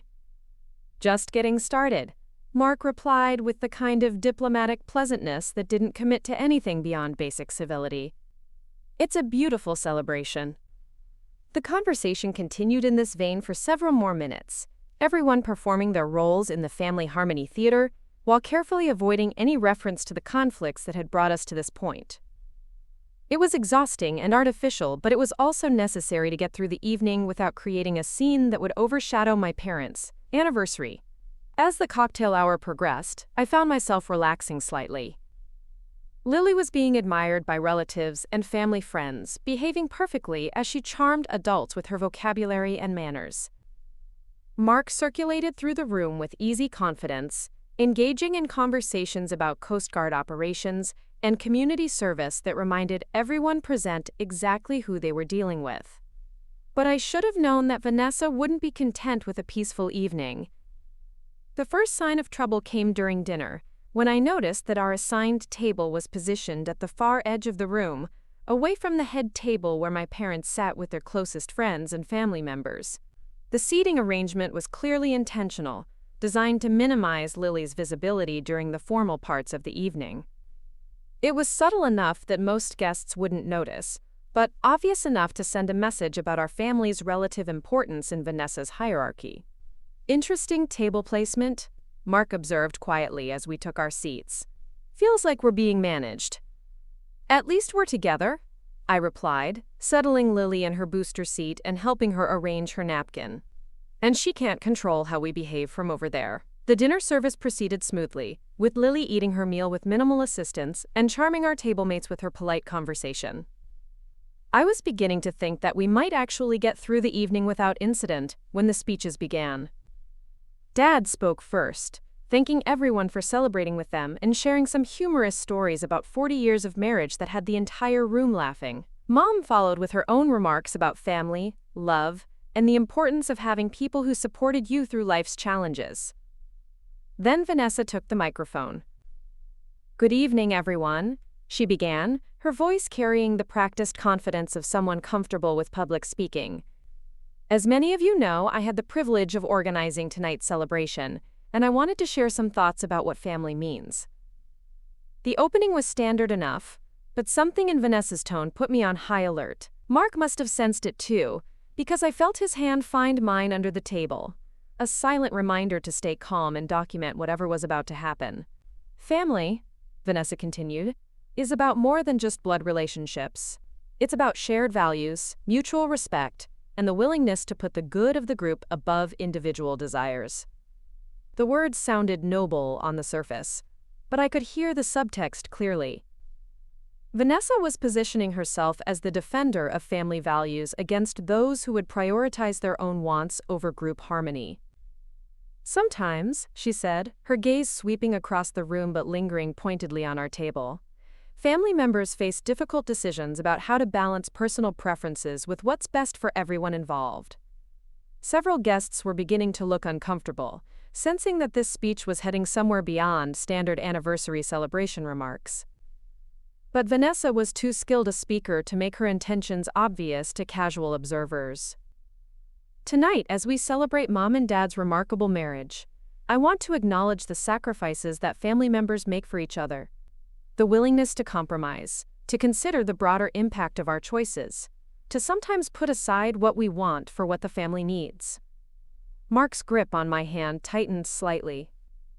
Vanessa was setting up some kind of public statement about family loyalty and sacrifice, and given our recent conflicts, it was clearly intended to paint our resistance to her demands as selfish individualism. Which is why, Vanessa continued, her voice taking on a tone of regretful disappointment, it's sometimes necessary to make difficult decisions about who truly belongs at family celebrations. The room had gone completely quiet now, with guests sensing that something significant was happening but not quite understanding what. My parents looked confused and concerned, clearly not knowing where Vanessa's speech was heading. Family celebrations are about creating memories that will last for generations, Vanessa said, her gaze now fixed directly on Lily, who was sitting quietly in her booster seat, completely unaware that she was being discussed. Which is why it's important that everyone present is old enough to appreciate and remember these special moments. I felt my blood turn to ice as I realized what Vanessa was building toward. She was going to suggest, in front of all these guests, that Lily was too young to be present at important family events and should have been left at home with a babysitter. Mark's training in crisis management must have kicked in, because he was already rising from his chair with the kind of controlled movement that suggested decisive action was about to be taken. Actually, he said, his voice carrying across the room with military authority, I'd like to say something about family celebrations and who belongs at them. Vanessa looked momentarily stunned as Mark stepped away from our table and walked toward the front of the room. She was still holding the microphone, but Mark's presence and bearing commanded attention in a way that made her suddenly look small and uncertain. May I? Mark asked, extending his hand toward the microphone with the kind of polite insistence that wasn't really a request. Vanessa had no choice but to hand over the microphone without looking petty in front of the assembled guests. Mark took it with a nod of thanks, then turned to address the room with the confidence of someone accustomed to speaking to groups under pressure. Ladies and gentlemen, Mark began, his voice warm but commanding, I want to talk about what family really means, from the perspective of someone who spent 23 years serving our country and protecting families like all of yours. The shift in energy was immediate and dramatic. Where Vanessa's speech had created discomfort and tension, Mark's presence brought focus and authority that made everyone pay attention in a completely different way.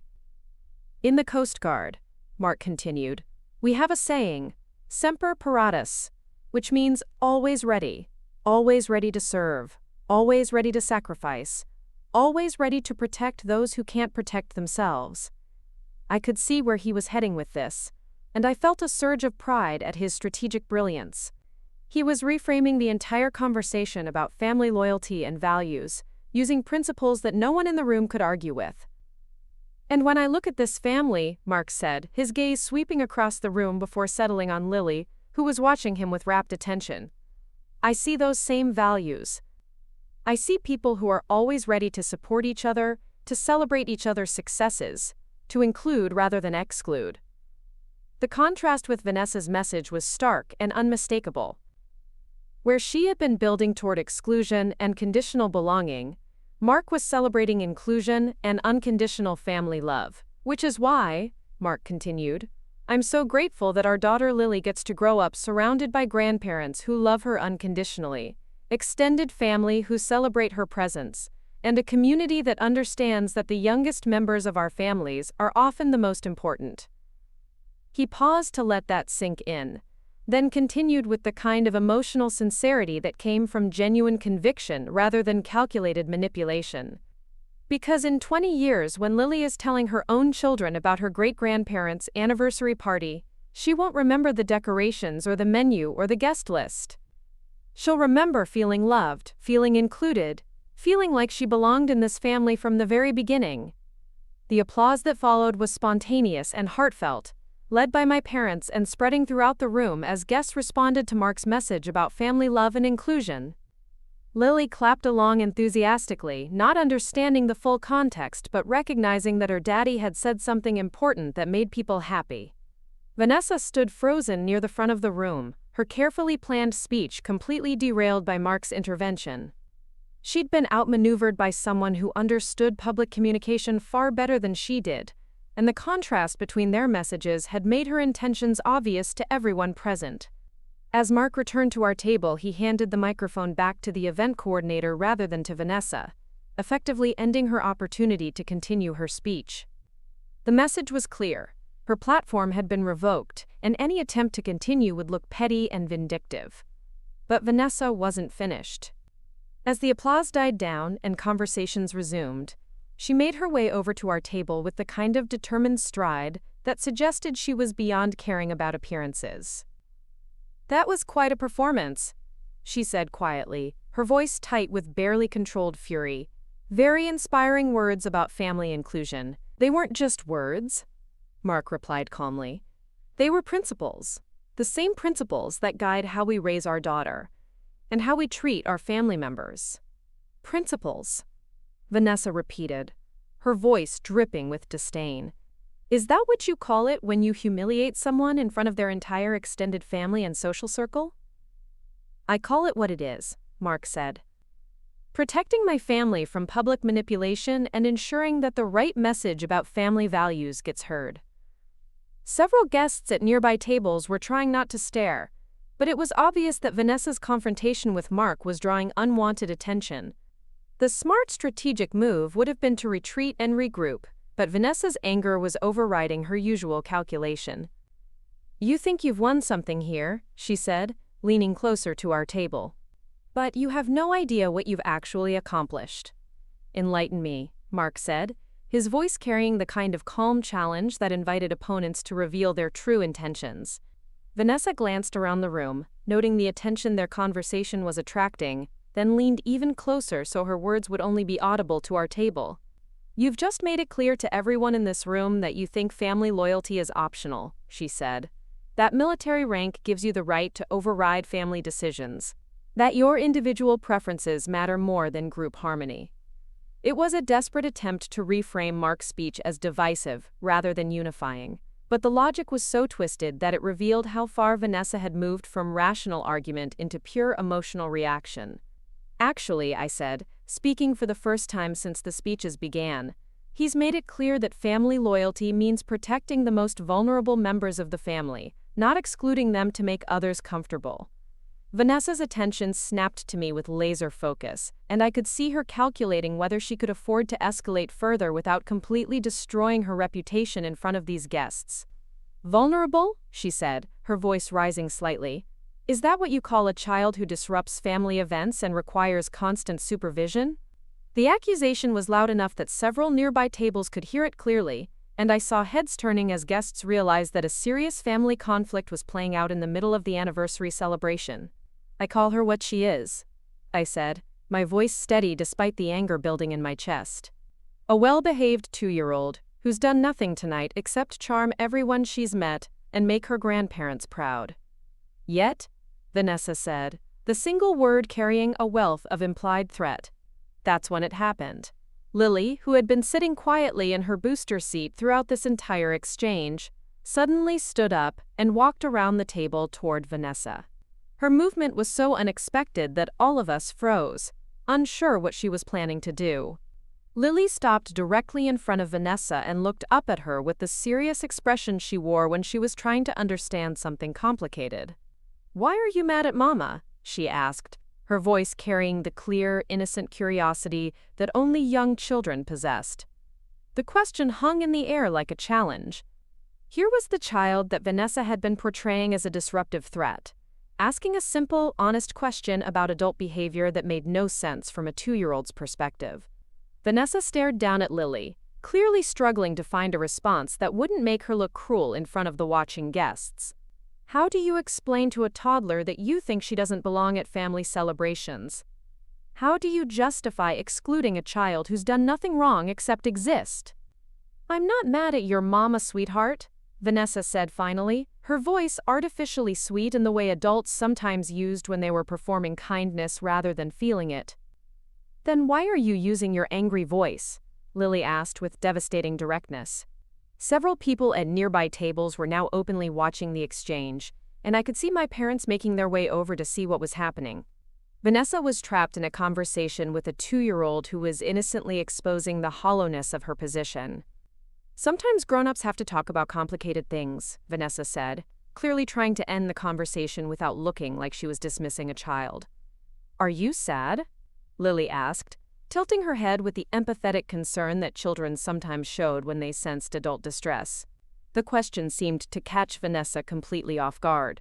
She stared down at Lily for a long moment, and for just an instant, I saw something crack in her composed facade.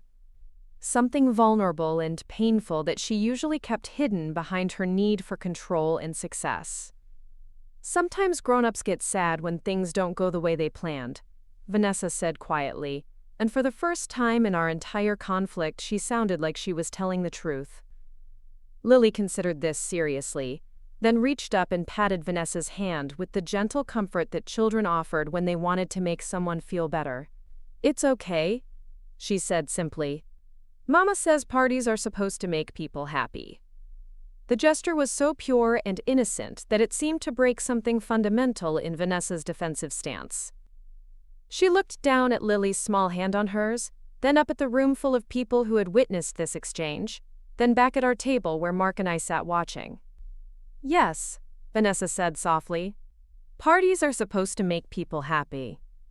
She stood there for another moment, seeming to wrestle with some internal conflict, then gently disengaged her hand from Lily's pat and walked away without another word. Not toward the head table where Derek was sitting, not toward any of the other guests, but toward the exit door that led to the golf club's terrace. My parents reached our table just as Vanessa disappeared outside, both of them looking concerned and confused about what they'd witnessed. "Is everything all right?" Dad asked, though it was obvious that things were not all right. "Family growing pains," Mark said diplomatically. "Nothing that can't be worked through with time and patience." Mom looked toward the terrace door where Vanessa had gone, then back at our table where Lily was climbing back into her booster seat as if nothing unusual had happened. "She seemed upset," Mom said. "Maybe I should go talk to her." "Maybe give her a few minutes first," I suggested gently. Sometimes people need space to process their feelings before they're ready to talk. It was the same advice I'd given Lily countless times when she was overwhelmed by emotions she couldn't quite understand or express. The irony that I was now applying toddler emotional management strategies to my adult sister wasn't lost on me. The rest of the evening proceeded more smoothly, though Vanessa's absence cast a shadow over the celebration that everyone could feel but no one wanted to acknowledge directly. Derek made polite excuses about his wife feeling unwell, and the party continued without any further dramatic confrontations. But the real victory wasn't the absence of conflict for the remainder of the evening. It was the way other family members began seeking us out to spend time with Lily, the way conversations naturally included her, the way she was treated as a beloved family member, rather than a problem to be managed. By the time we left the golf club at 10 o'clock, with Lily asleep in Mark's arms and surrounded by relatives who had genuinely enjoyed her company, it was clear that the battle for our family's future had been decisively won, not through military strategy or tactical maneuvering, but through the simple power of a child's innocence, exposing the bankruptcy of adult prejudice and manipulation. As we drove home through the quiet streets of Monterey, listening to the sound of waves against the shore, I realized that Vanessa's campaign to exclude Lily from family celebrations had ultimately backfired completely. Instead of proving that our daughter was disruptive and inappropriate for formal events, the evening had demonstrated exactly the opposite, that she was a charming, well-behaved child who brought joy to family gatherings and belonged absolutely wherever her family was celebrating. The war for our family's soul was over, and love had won. 3 months passed before Vanessa reached out again. The silence had been so complete that I'd begun to wonder if she'd decided to write us off entirely, treating our family like a failed business venture that was better abandoned than salvaged. But on a foggy Tuesday morning in December, while Lily and I were decorating sugar cookies at our kitchen table, my phone buzzed with a text from my sister. "Can we talk? I have something I need to say." The message was simple, devoid of the calculated manipulation that had characterized our previous communications. No threats, no ultimatums, no attempts to control the terms of engagement. Just a straightforward request that suggested something fundamental had shifted in Vanessa's approach.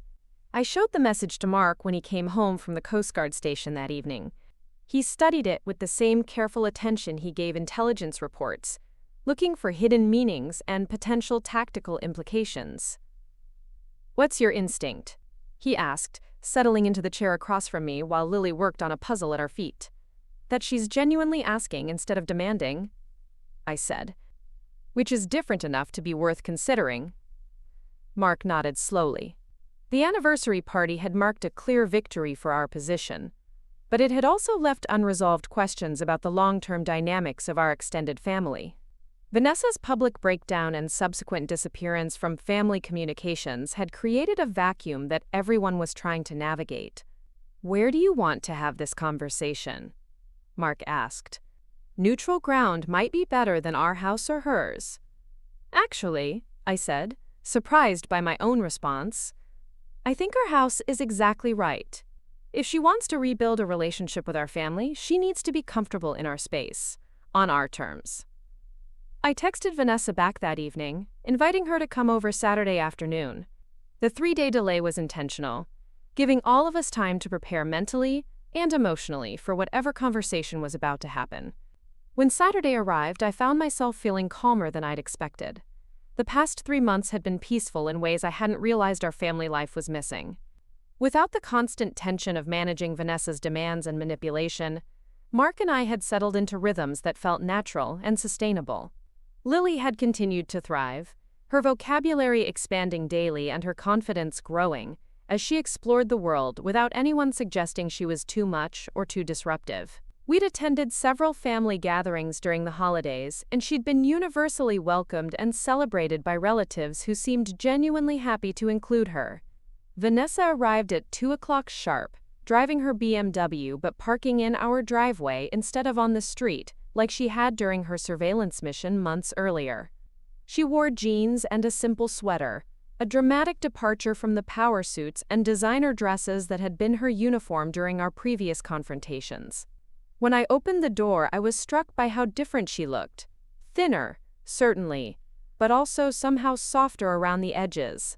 The hard polish that had characterized her appearance for as long as I could remember had been replaced by something more natural and less defended. "Thank you for agreeing to see me," she said, and her voice carried none of the calculated charm or barely controlled anger that had marked our recent interactions. She sounded tired and genuinely uncertain, like someone who was no longer sure of her place in the world. "Come in," I said, stepping aside to let her enter. "Lily's napping, but she should be up soon if you'd like to see her." Vanessa's face showed surprise at the casual offer. During our conflict, she'd treated Lily more like an obstacle than a niece, and I think she'd expected that damage to be permanent. "I'd like that," she said quietly. "If she wants to see me." We settled in the living room where Mark was waiting, dressed casually but positioned where he could observe and participate in whatever conversation was about to unfold. His presence wasn't intimidating this time, just supportive, like a concerned family member, rather than a military strategist preparing for battle. "I owe both of you an apology," Vanessa began without preamble. "More than an apology, actually. I owe you an explanation and an acknowledgement of how badly I handled the situation with Lily and the anniversary party." The directness was so unlike her usual communication style that Mark and I exchanged glances. This wasn't the Vanessa we'd been dealing with for months, the one who framed every interaction as a negotiation and every conversation as an opportunity to advance her agenda.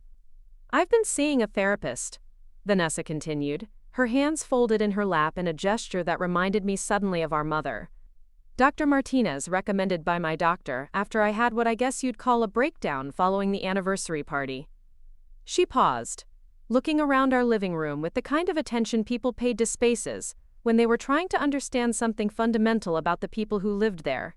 "I want to explain what happened, not to excuse it, but because I think you deserve to understand why I acted the way I did. And because I need to say it out loud to someone who witnessed it." Mark leaned forward slightly, his body language encouraging her to continue.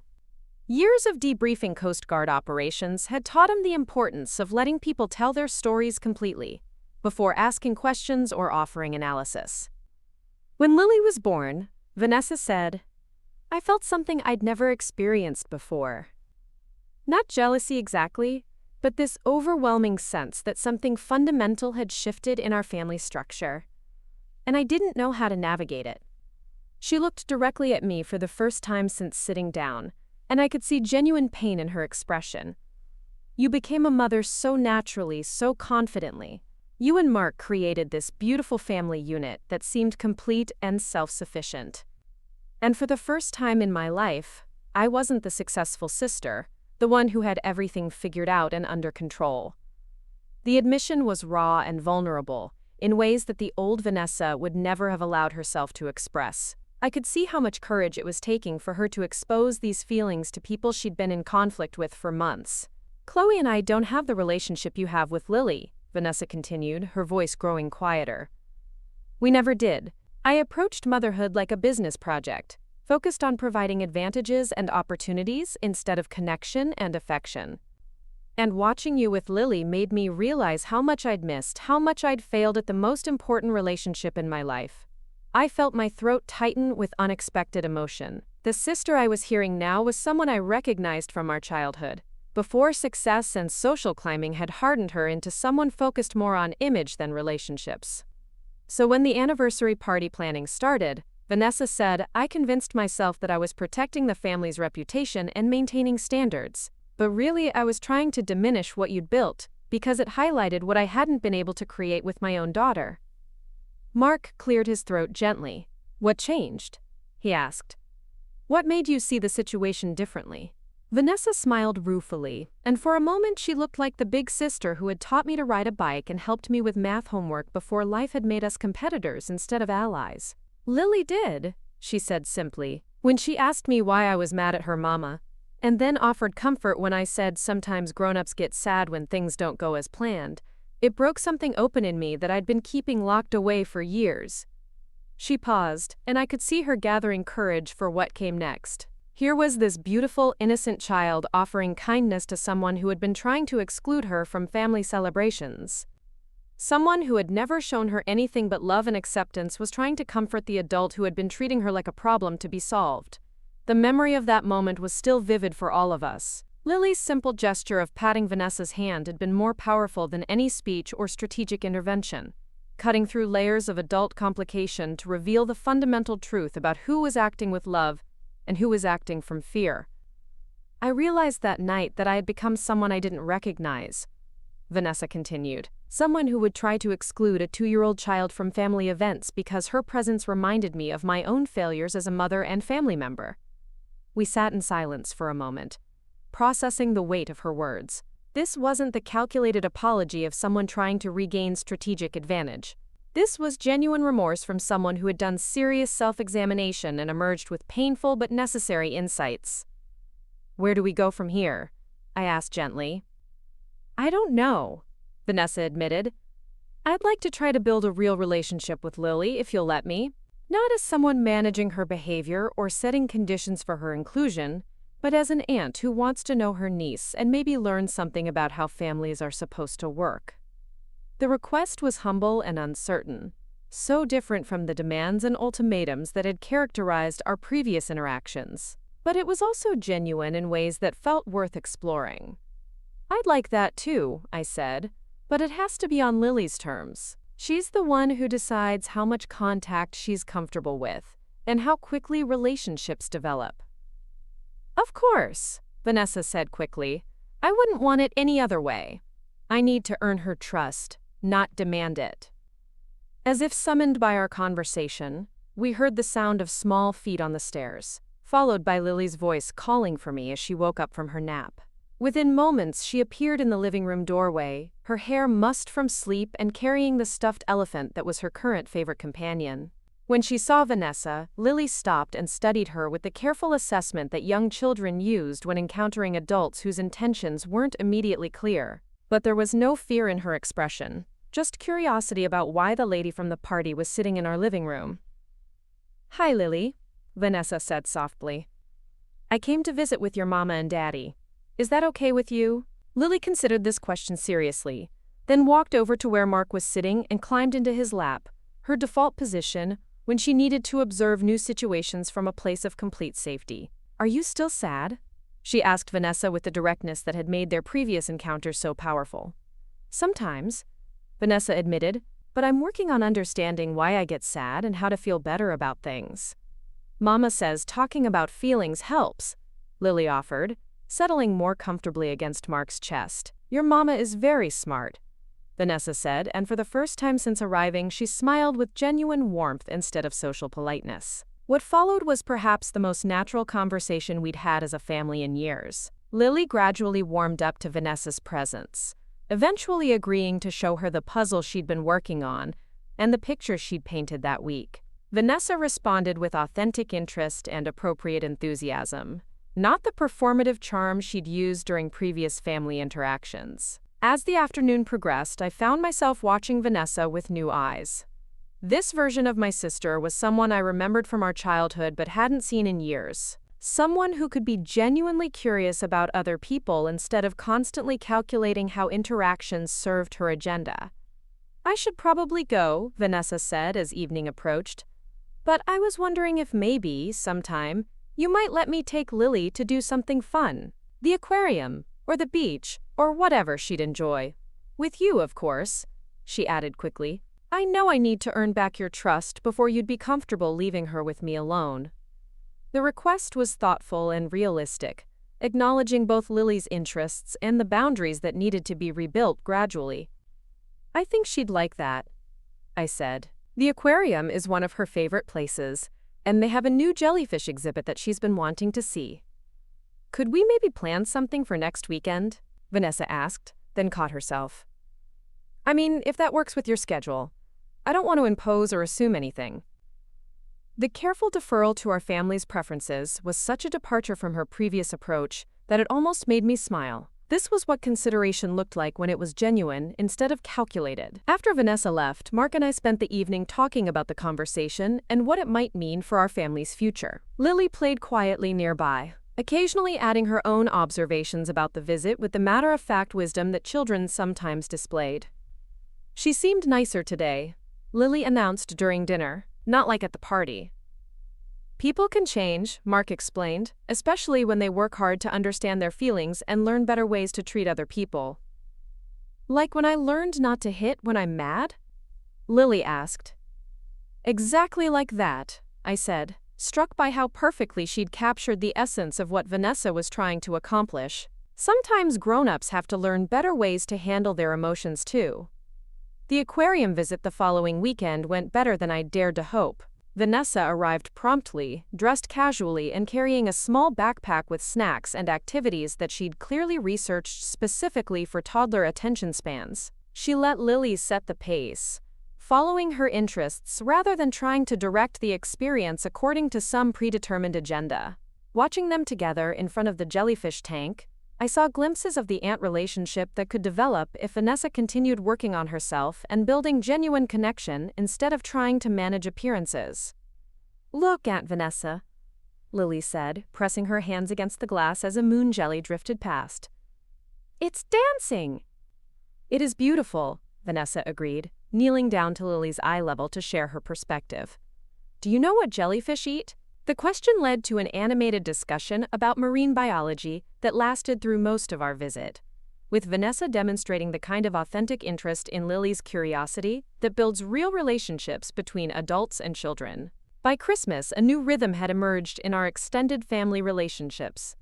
Vanessa attended holiday celebrations without trying to control every detail, participated in conversations without dominating them, and interacted with Lily as a beloved niece rather than a challenge to be managed. The changes weren't always easy or smooth. There were moments when I could see Vanessa struggling with old patterns of thinking, times when her need for control would surface before she caught herself and chose a different approach. But the effort was genuine and consistent, backed by continued therapy and what seemed like authentic commitment to being a better family member.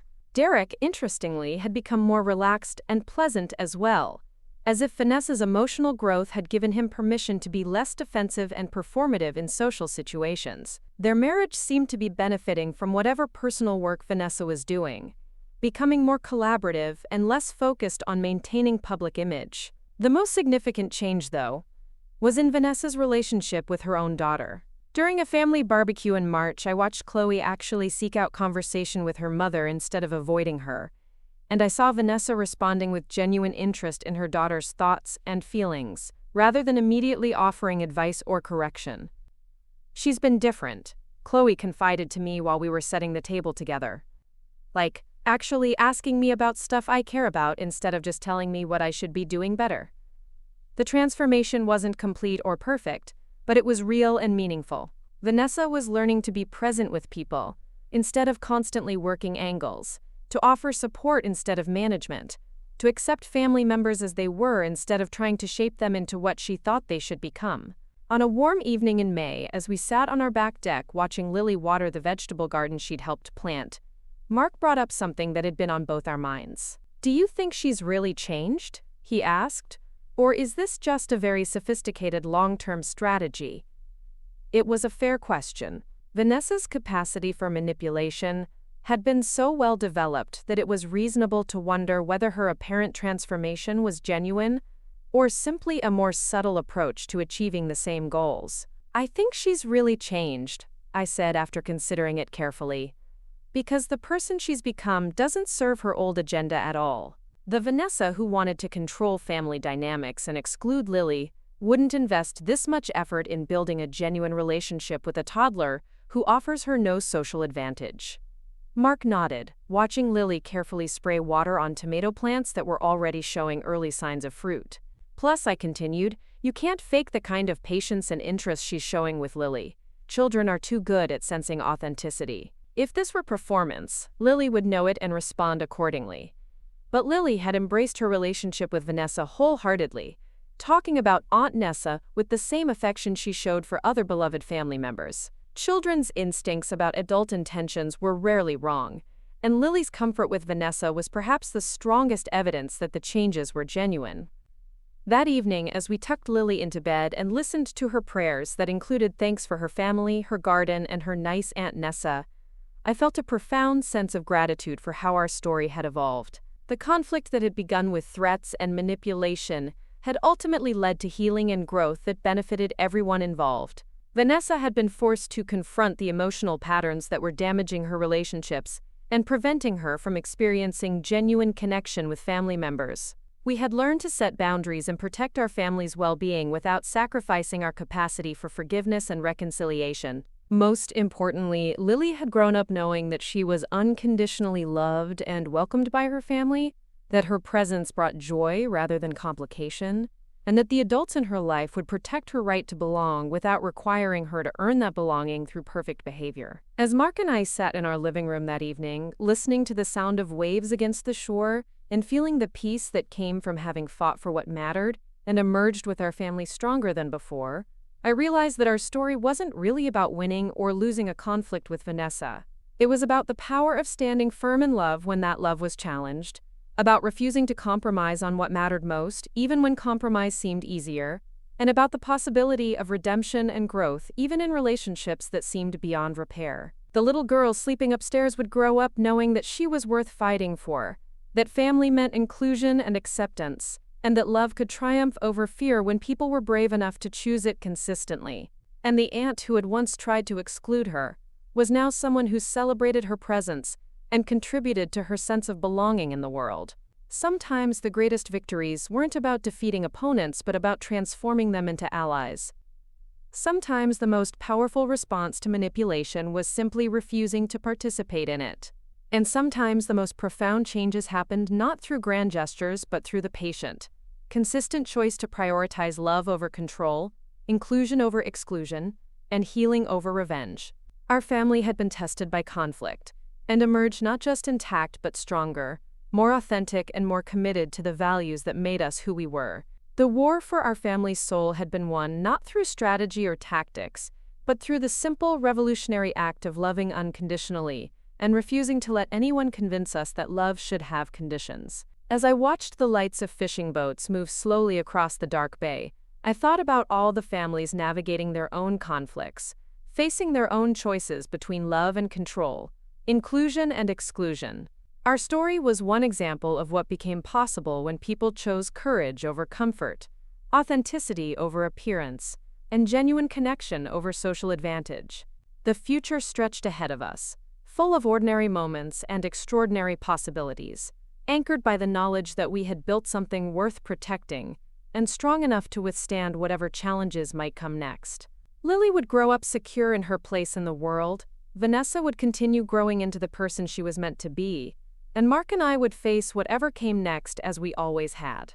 Together, united in our commitment to protecting what mattered most. Up next, you've got 2 more standout stories right on your screen. If this one hit the mark, you won't want to pass these up. Just click and check them out.